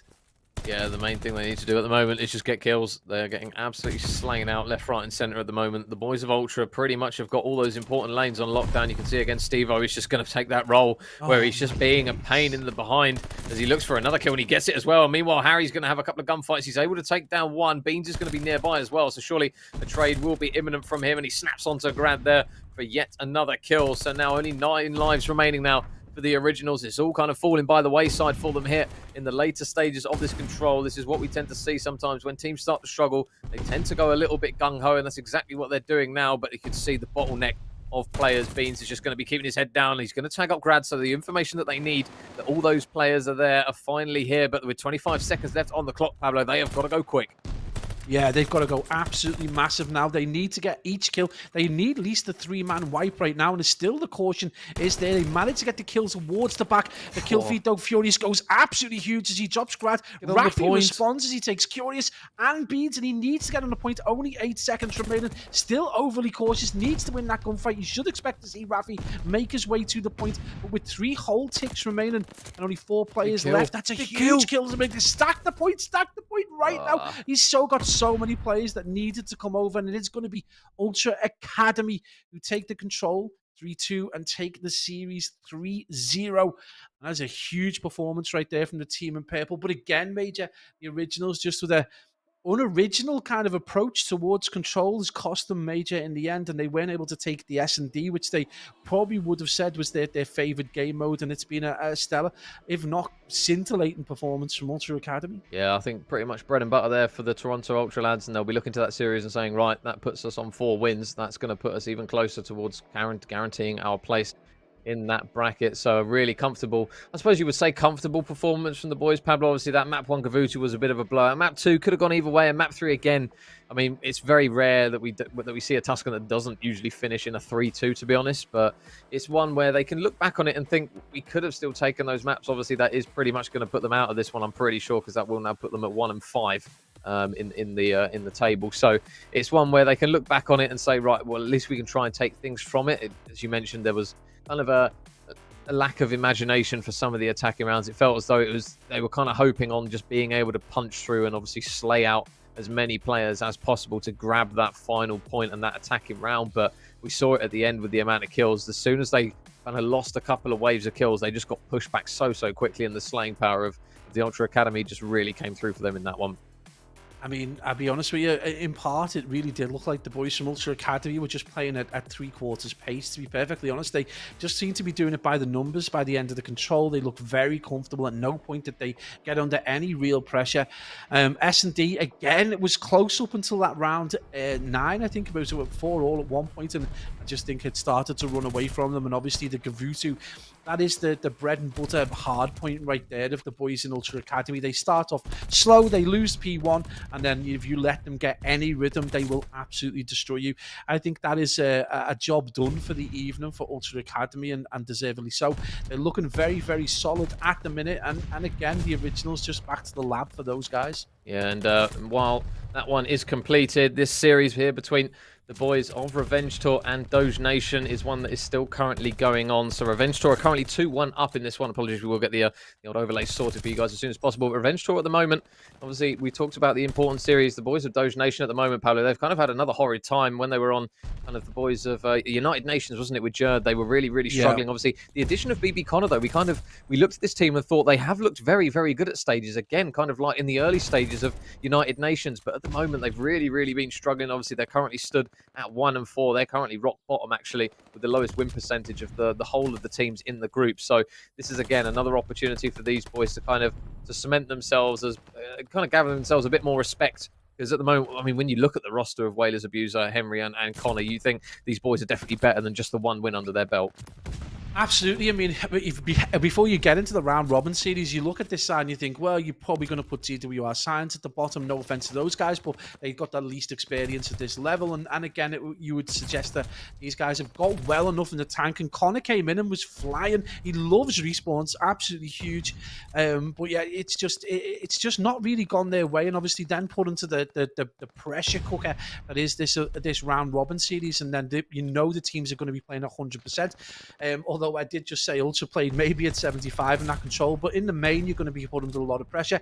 It's just not really come good for them. And Revenge Tour, really good opportunity now for those guys to kick on from the disappointment of the Vengeance game and really show that they can play great Call of Duty. We expect big things from Mythics. He's been playing so well throughout the season, and we expect him to put up good numbers. But Shaxter, again, absolutely going off, man. He's got a beautiful two-piece there, 20 and 15. He's been the player, that I speak about this guy all the time. You've got to remember T2 in challenges last year with Amelia Strays is no joke. This guy can put up big numbers when he wants to. Yeah, and Shaxter managed to provide some magical moments here in this one. So the boys of Doge Nation, they are still struggling just for the time being in terms of a little bit of time, but the scrap time is going to slowly start to add up for them here. So we'll see if they can manage to get any more. It looks as though Revenge Tour, though, they're going to hop straight back on that hill. Keza with 4 in a row as well. So we'll have to keep an eye on him to see if he can potentially push out any more streaks. He's going to get spotted by Connor over towards the backside here of Granny's, and it looks as though number 2 in Chaxter's going all the way around the back here. Connor's going to get taken down, so there's one pick for Chaxter. Keza's still working on streaks as well. You can see there Watson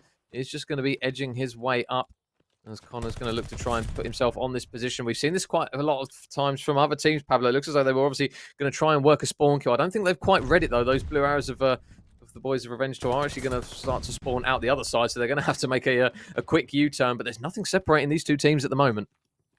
Yeah, I mean, it's Bok Eyes though, isn't it? This is one of the problems we face with this particular map. It's difficult to predict, and then when you get into the game, despite any kind of skill disparity, the scores can be reasonably the same. The hills are very difficult to get control of and rotate effectively, and we're probably going between the two most notorious hills of all this bottom grannies, and the rotation over towards Barn, which is an absolute nightmare to try and get any kind of control over. So right now you can see those arrows from the Revenge Tour guys. For anyone watching, don't be too confused there in blue. If I sound like I need to ratify it for myself, I probably do. But right now they are looking to get that mid-map control, and this is going to be a nice setup for them, especially if they can get the picks in transition. Look at that number 1 right there. There's going to be Watson in blue towards bottom trench, potentially looking to get picks. This is going to be a big fight coming up. You can see that caution. He does get taken down, so I'm going to eat my words, and it's a nice push from those Nation as they look to try and get some back control. It is going to be number 3 in Keza looking to get those picks. And Major, this is that back and forth hill you love so much. Yeah, this is the one where you've got to have, I mean, let alone me with glasses with 4 eyes, you need about 8 for the old Barn Hill. There's so many positions where players can just come flying through. Chaxter's going to obviously be alongside his teammates on towards the hill. Abuser's going to try and work his way in through the side door, but good reads there from Chaxter off the top rope again. There's another one for Chaxter. So continuing his strong point here in this hard point, currently looking for more, and there's another one for Chaxter. There's another man down low as well, and he is just cutting through them all at the moment. Chaxter 4 in a row. When he gets his teeth into some of these teams, he is so difficult to stop. We saw him on the team that was called 3 ARs and a bulldozer. I'll tell you what, he's bulldozing his way through Doge Nation at the moment. 5 in a row now for the big man. He's looking for even more, as there's still a few players just lurking over towards the new hill. We'll see as Abuser and Whalers and Henry all combine for kills, so they do finally shut him down. They will breathe a sigh of relief, because this is an important hill for them, Pablo. If they give up a huge amount of time on this one, this map is probably going to be close to curtains, but you can see the setup they've got now. They're raring to go. Yeah, Doge has got a pretty nice P5 setup. Actually, this is going to be very difficult. They got one player, Roman. He does need to kind of transition if they want to maintain control of it. They are looking for him right now. I think they realise he's out and about. He does get a pick, so it is going to be Watson, I think it was, who Whalers, who gets the pick. But a nice slaying from the boys from Revenge Tour. This is going to be the guys in the blue arrows as they get control over the scrap time towards this P5. Chaxter's a weird player. He's one of those kind of players that he absolutely plays the most flashy role. That kind of crazy SMG, just hyper aggressive player. Doesn't necessarily get you the wins in the game, but will put up great numbers, and probably my favorite kind of player as well. But right now it is those Nation who've done really well from P5 to this next rotation, P1. They've done really well in controlling the hills right now. Big fight goes down. That is going to be Keza who drops Whalers, and that's going to enable him to push through to that middle gate area and potentially get some more picks. But a nice kill as we see Abuser drops him.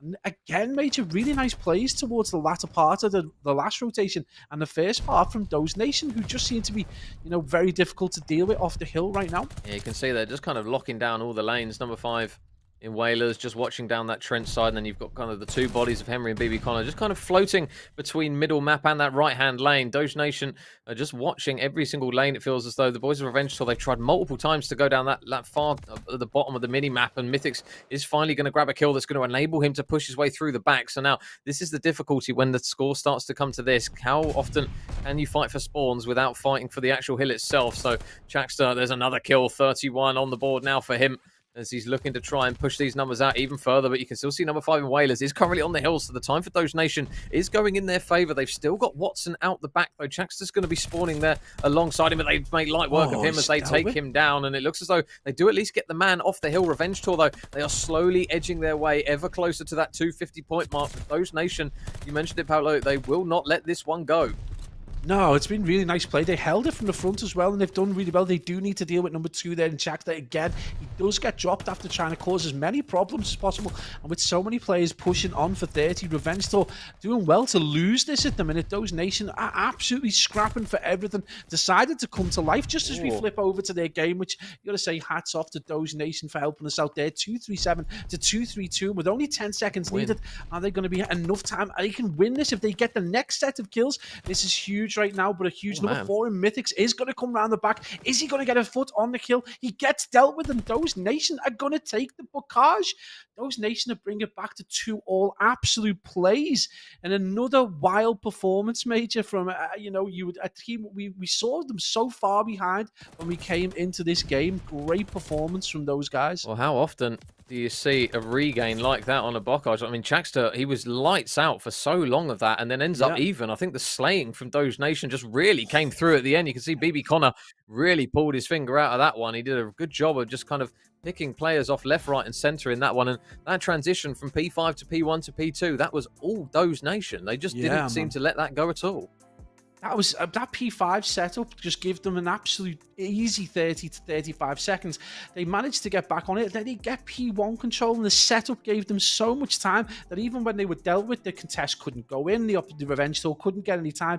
And then we hit over towards that back P2. And despite having to fight from the front, they've managed to win a bookage from 3 of the most difficult, not just difficult positions, but most difficult hills to get any real time over. So they get themselves a P5, which is always contested. They get themselves a P1, which is always contested, and they fight from the front of a P2. Mind-blowing. Revenge Tour did really well to lose that game, but you've got to look at Henry, man. The stats on Henry, absolutely wild right there. 37 nearly on a 40 bomb.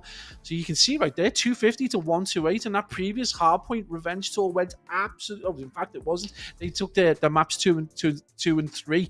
Hardpoint must just be a thing for the boys from Doge Nation who go absolutely off. And you talked about it earlier on with BB Connor and Henry in particular. They're just loving the respawn game modes. Yeah, so we are going to get a cheeky game 5 here this evening between these two. So can Revenge Tour manage to take that one, or will the boys of Doge Nation manage to live up to their cryptocurrency name and come through with the inevitable option of grabbing some more wins on the board? Because hey, at the bottom, Pablo, it's a little bit of a lonely sight for them at the moment. Only 1 kill to their name at the moment. It's just obviously an opportunity really for them to kind of put themselves on the board, because realistically, unless we get a huge tie of teams on 3 wins, they are less than likely going to qualify. Let's be real with this one, but it's an opportunity again. We talked about this with the United Nations team. It's an opportunity for them to still get some important games in, still get some under their belt, and kind of showcase what this roster has. Because again, when we look at this team on paper, you don't expect them to be that far down the rankings. You'd expect them to at least grab 3, potentially 4 wins out of the pool of teams. We know how littered EU is with talent anyways, but it's just odd to see this team of 4 just struggling, which is bizarre. Well, I mean, GWR Science had by any standards, a stellar performance last week. They got a surprise victory. They took a really good side to a 3-2. And again, when you've got a team playing like that and you go onto the struggle bus, then it's going to be the case. But this is a good opportunity maybe for Doge Nation to put a stop loss in and start working on their stock value, because right now it is plummeting and it is at its worst. They've got an opportunity right now, though, in this S&D, and they've got to do it against the side who are very competent at S&D as well. So going into a Berlin, it's probably traditionally the most Call of Duty style map. It plays that kind of pace. Its geography is quite big, very reminiscent of Moscow and Cold War. So this is a good opportunity, and it's probably like Tuscan, probably one of the most popular and played maps at this level from the very beginning. So this is a good opportunity for them, and I wouldn't be surprised if those nations just throw caution to the wind to an extent, and know they're solid. They've got a solid roster of good respawn players, but maybe it's time now, throw a couple of MP40s on and just try and apply pressure, do something completely different, because what we've seen so far is a lack of imagination can absolutely put you on the struggle bus. They're already at the bottom. They haven't got any further they can go. So try and do something different, try and employ some new strategies, just try and do something that's going to, give you confidence, a bit of a boost. And then when you go into the next set of opens, you can do it with the knowledge that, maybe we've employed different strategies and we're going to do a little bit better next time round. Yeah, it'll be interesting to see if the likes of Henry try and work a sniper here on Berlin, because we haven't actually seen as many snipers recently as we did when the game first started. It was almost a certainty that you'd have one player kind of watching over B with a sniper, or trying to get a pick with one at least. But we haven't really seen a huge amount of it as of late. We've seen kind of a lot of players just opting to work the automaton, and then obviously if something isn't really working for one of those AR players that can happen to use a sniper, then they will obviously pull one out and try and make the play themselves. So it'll be interesting to see whether or not those nations, like you say, just try and throw a bit of a wild card out there. Obviously Revenge Tour, they're still in that pack, obviously being one win ahead of Doge Nation. So for this, it's probably more important for them to win than it is for Doge Nation to just not lose, really. It's just a case of Revenge Tour need to get these last 2 wins in, and obviously when they're playing, I think it's Toronto Ultra in that last game, they need to look at this one and go, well, this has to be the must-win. Not saying that it's not impossible for them to beat Toronto Ultra, but this is the easier of the 2 games. So this is the one that they're looking to say, right, okay, we need to at least cement this one and get our 3rd win on the board to then potentially get that all-important 4th one and just creep in with the head-to-head ratio and the win-to-loss ratio and stuff like that to just creep them into that top 4. Yeah, absolutely. This is a must-have, a must-win game for them. They definitely need to do that. I think the thing with the snipers, more than anything else, is that a lot of the times players are left in these 1v2, 1v3 clutch situations. Invariably, it's the sniper that usually the most depressed kind of player in terms of the geography of the map. So it makes it difficult for them. Obviously, they don't get that kind of interaction as well. So when you end up in these 1v2, 1v3 situations, the snipers in Vanguard just aren't as kind of quick scope friendly. They're not that great, and unless you're super or lucky or someone like that who's got like an incredible ability with them, it probably just makes more sense to run an AR. The auto itself is, in the right hands, is almost laser. Like we saw a couple of shots at the weekend, particularly from Ultra, where they can put a player down in a handful of bullets. The accuracy is so great. So that's probably why we're not seeing as many snipers. But yeah, this is a must-win game for Revenge Tour. Realistically speaking, they want to be in that position where they go through just to kick over from what they did last time, really solidify the fact that they want to be a top 4 side. So this is massive for them right now. I think if they lose this is going to absolutely kick them in where the sun doesn't shine, because tomorrow they go up and face an Ultra Academy side that can play at 75% power and still win. Yeah, I think that definitely feels as though it's the difference between kind of those top 3, potentially top 4 teams and the ones down below. The guys on the likes of Rocker on Toronto as well, the Suki's Bakery lads as well. Even when they're not fully focused and in that all-important final gear, they still get series done. And it feels as though these bottom 4 teams, unless they are firing on all cylinders throughout the entire set of maps, it's very unlikely that they're going to take 3 off of some of the big hitters, I suppose you would say. Obviously, Vengeance as well, a team that we haven't really spoken much about. They're still up there. They're currently sat in second at 4-1, so they've put themselves on the minimum requirement at least, and now it's a case of whether they can go and grab wins off of Sukri's Bakery and Minnesota Rocker, and maybe again put themselves in that top one, because at the moment Rocker are safe. Obviously they're going to want their first seed out of the 4 teams, but they've pretty much done what they've needed to. So potentially there might be a little bit of a doorway of complacency there for Vengeance to maybe work their way in towards that top spot potentially. So that, again, although you look at it and you think, well, both teams are probably already qualified, you still look at that and go, well, no, Rocker are probably going to want that number 1 spot so that they get that good seed. It's definitely not a game that they should be overlooking. Oh, 100%. Yeah, they're not going to want to lose that top spot at all. Like we talk about this all the time. It's a lot of the games are won and lost outside of any guns being fought, and they'll be looking at that the seeds and the potential matchup, and they'll want the easiest. I mean, it's difficult when you've seen Rocker play so many times. You know how good they are. There isn't really, every game just seems to be a breeze for them, except for now Ultra have just managed to make that step up. But yeah, they'll want to retain that top spot desperately just for those seeds. And again, we're going to see this flurry, this huge fight over to the middle to get that fourth spot. But you're right as well that 75%, power we talk about with Ultra, you are quite right as well in terms of the capabilities of those top four sides, where they just seem to have another gear to go through. And you can see right there, Rocket right now 5-1 performance, and Vengeance doing really well. Actually, bizarrely enough for me, the game they played against Revenge Store, they didn't look like a 4-1 side. They're clearly getting the correct wins under the belt, and right now this has probably been a tighter, more interesting round robin than the original one where we saw Money Form go out. Yeah, it's bizarre to see Vengeance kind of sat there in second when their S&D rank is is pretty much right at the bottom. So it's odd kind of how it works. Obviously, Suki's Bakery again, like it's surprising to see that their hard point isn't as great as it has been previously. Obviously, when you look at the likes of Doge Nation at the bottom, 7th and 8th, are usually kind of the teams that you'd expect, and then the originals that we talk about how good their Search and Destroy is, they're tied for 3rd on it with the lads who are currently 1st place in the whole thing. So there's definitely a disparity in certain game modes between some of these teams. But Vengeance at the moment, I mean, even though they're rocking 6th place in Search, they're somehow managing to get the job done, which is fundamentally what you really need to do at this kind of level. It's just a case of it doesn't really matter how you do it, as long as you get the dub. It's all that really matters. Obviously, when you get towards the later stages, that's when they're obviously going to try and refine some of the stuff that they're doing, especially in Search and Destroy with certain strats, certain plays. And that's something they can look to refine. And we've just actually been told as well that Henry actually decided to snipe on a Bocage Search and Destroy for the boys of Doge Nation. So fingers crossed, if he's feeling that spontaneous, he might bless us with one on a Berlin as well, which is what we're going to be hoping for. But like you mentioned, Pablo, when they're currently sat at the bottom, they've not really got a lot to lose. They can obviously try something that's slightly different, and hopefully that's what they'll do for us here.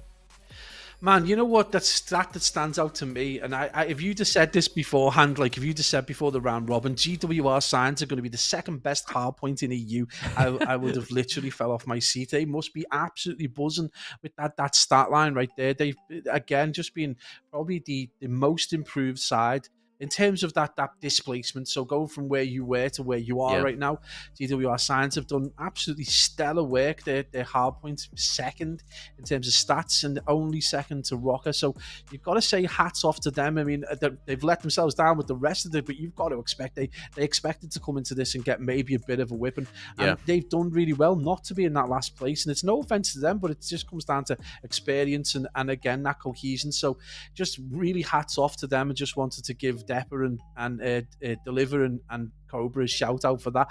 But again, this should be a really interesting matchup. Again, obviously those don't have a great deal to play for, and if they could potentially do something really special, at least the upset. That's the thing, if you're in that position, just be the problem, make that other team work, put them under pressure, say, we might be bottom, but you're not going to steamroller. And they've done that. We're at game 5 now, so that's absolutely huge. And it's a Berlin, so it's got the Berlin S&D that, they could potentially go on to do something wild here.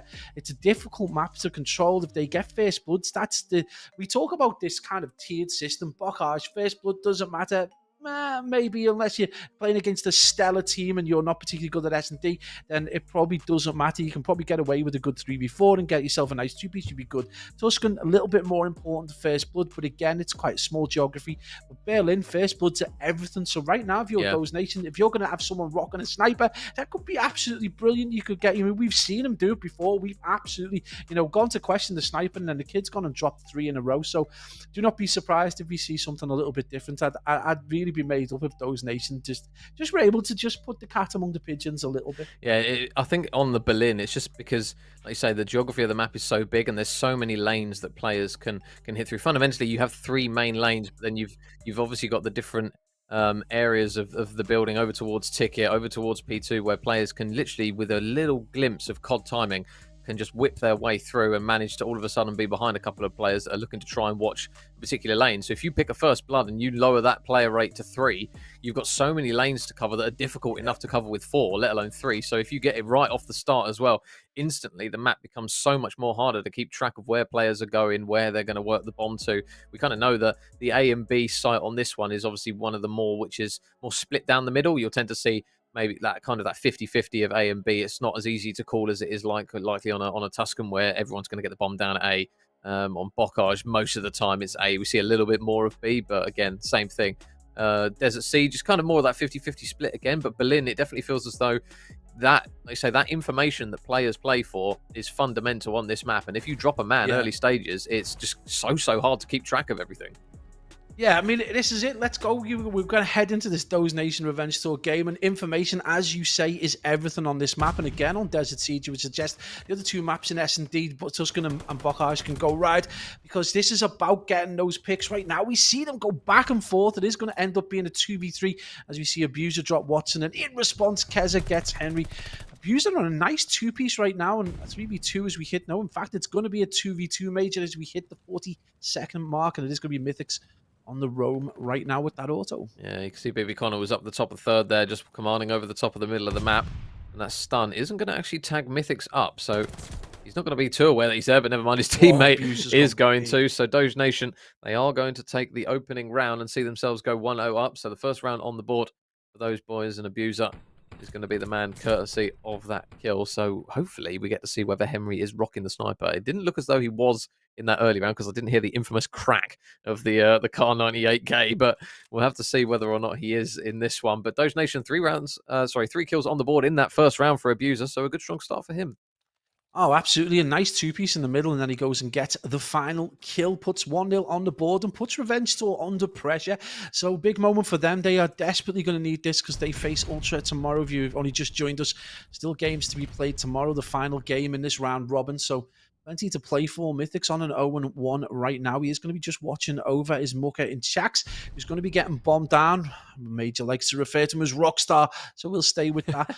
It's going to be Doge Nation 1-0 up. Abuser on the 3-0. Don't think this is going to affect his play. He's going to push through middle, but Major, as we hit that 35-second mark, the nades are going to come out from the man on 3.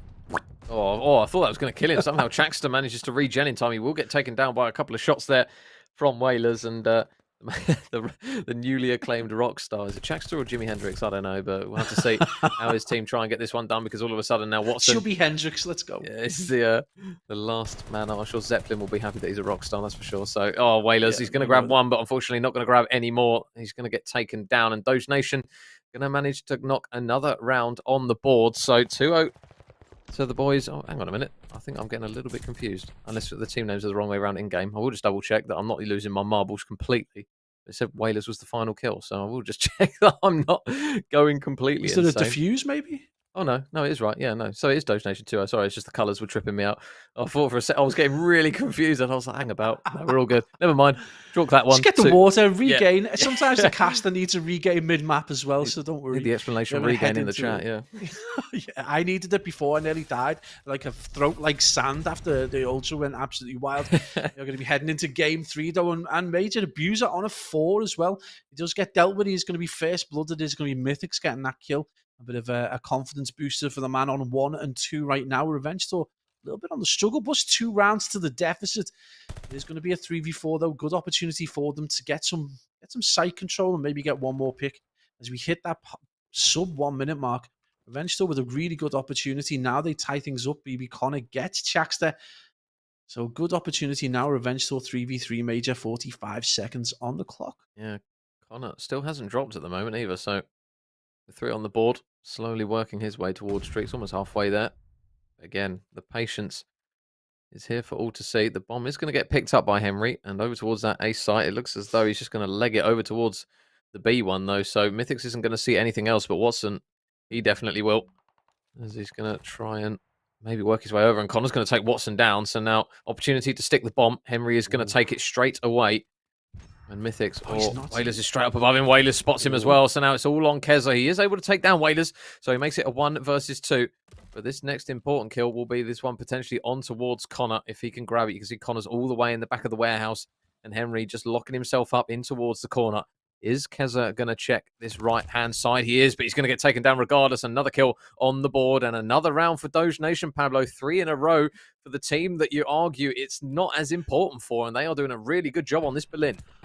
Yeah, and we said this, at the end of the day, despite being last, they're not here to make the numbers up. You've still got to beat them, and this has been an absolute performance from them. They've been measured. They've got kills when they've needed to. If anything, they've punished Revenge Tour for the mistakes they've made. And right now, Watson, Chax, and Mythics combining for a solid 3 kills and 9 deaths. That is, by any standards, not where you want to be. Right now, they are indeed driving around Berlin on the struggle bus, and those Nation passengers for them. Connor 5-0 right now is this man. Can he be stopped as he drops Keza? And again, this has been a flawless performance, supported by Abuza, who's 4-1. Henry practically with his feet up. Abuza just jumps in, gets the player who was on the plant, and Major, it's going to be a 2v3 at the 1 minute mark. Yeah, they just got to be careful that they don't keep feeding Connor. I mean, they need a round on the board for starters, but don't give BB Connor streaks here, because this will be even worse if he manages to grab them and they go 4-0 up here. So Abuser just going to be keeping his head down. Bomb hasn't gone down, though, so they are going to obviously have to look to try and plant this. Watson. See BB Connor again. He's out the back and he manages to make it 6, but now can Watson get the kill? He spots him, and BB Connor snaps onto the side of him, and he gets another one as well. And that is how you sum up BB Connor's search and destroy. He turns onto him, he absolutely fries him, and now he's got the glide bomb to go with a 4-0 round advantage for his team. What plays there from the latest addition to the team? Wow, we were saying before the game, now he's a very good respawn player. Well, he has put us to bed ourselves. He's put the casters in the blender, because he's 7-0 right now, a reverse James Bond right there for everyone to see. And he's got the glide bomb, and this is not good if you're Revenge Tour. No. When you desperately, desperately need this win, because you know that your opportunity to finish in the top 4 relies on you potentially in other people's hands, and you having to potentially beat Ultra if it's even possible. Well, right now it's with Watson 1-4, Chax on the struggle bus as well 1-4, and Mythics and Keza, the whole team combining for a solid 6 kills, and we are in round 5, Major, as we approach at 1 minute mark. And the question is, can anyone stop BB Connor? Yeah, and the other question is, when is he going to use this glide bomb? Watson's going to pick off Henry, so a first blood goes in favour of Revenge Tour. Mythics manages to take Abuser off of the bomb, so now all of a sudden it's going to be Waders and Connor. Connor, though, is he going to spot Mythics? He's just keeping an eye. Oh, the timing. He does spot him. Doesn't manage to grab the kill, though. Whalers is going to pick off Keza, so it is now a 2 versus 3. With 40 seconds left on the clock here, they're going to have to try and act pretty sharpish here. Mythics is still just lurking over towards the bomb site, so he's just going to be giving his teammates all the info that there's nobody currently over here. Again, bombs down. Really, really difficult spot here. They're going to have to retrieve it and potentially work it. It looks as though Chax is though going to get a pick, though, onto Mr. BB Connor, so he will finally prove that he is human in the search and destroy. And now it's all going to be on Whalers. 1 versus 3. It doesn't look as though he's even going to try this, to be honest. He's going to actually take down Chaxter, but with 10 seconds remaining, I think he's probably just going to play for kills, and probably rightly so.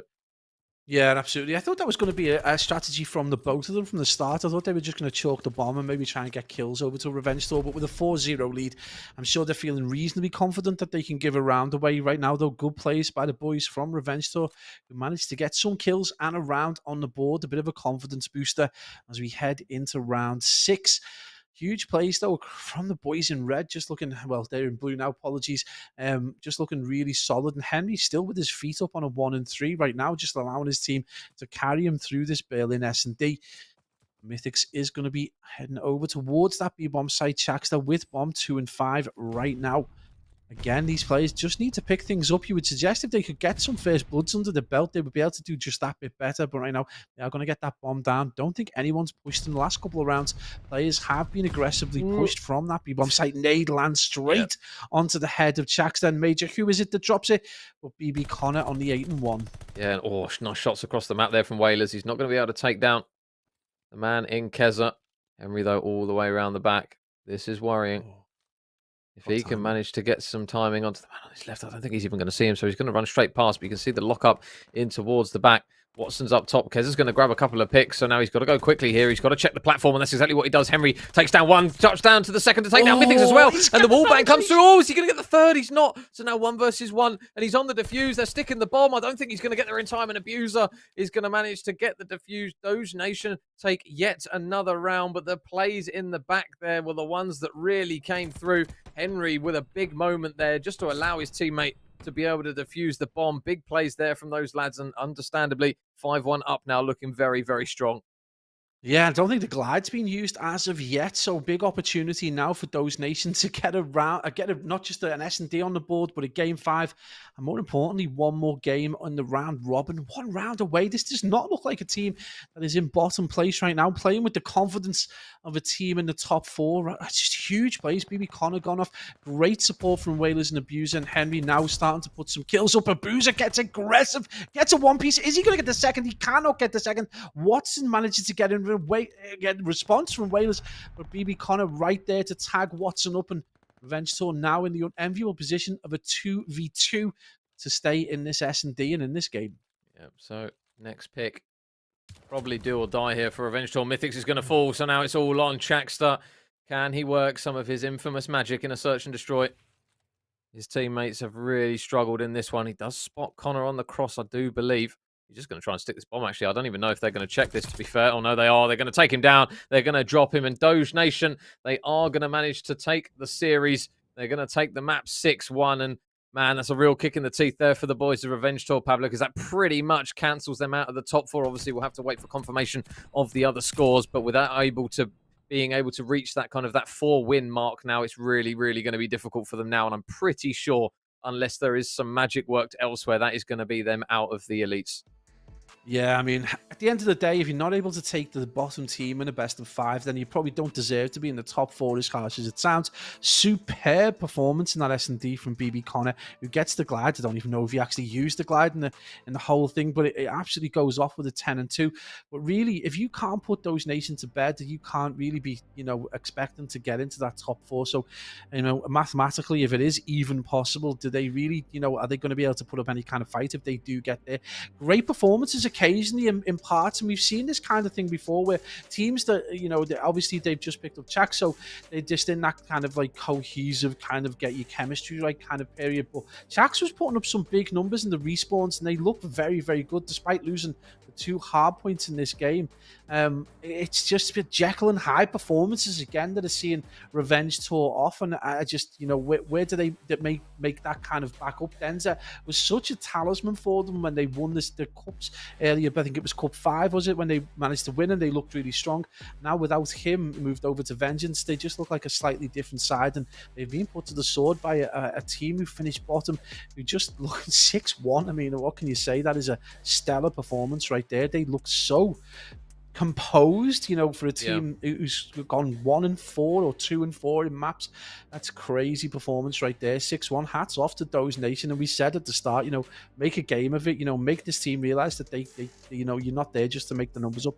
Yeah, and one thing that I'm pretty sure on, Pablo, is because of that result. You see, Sucre's Bakery, they are currently sat at 3-3. Doge Nation are 2-4. And guess who Sucre's Bakery play tomorrow?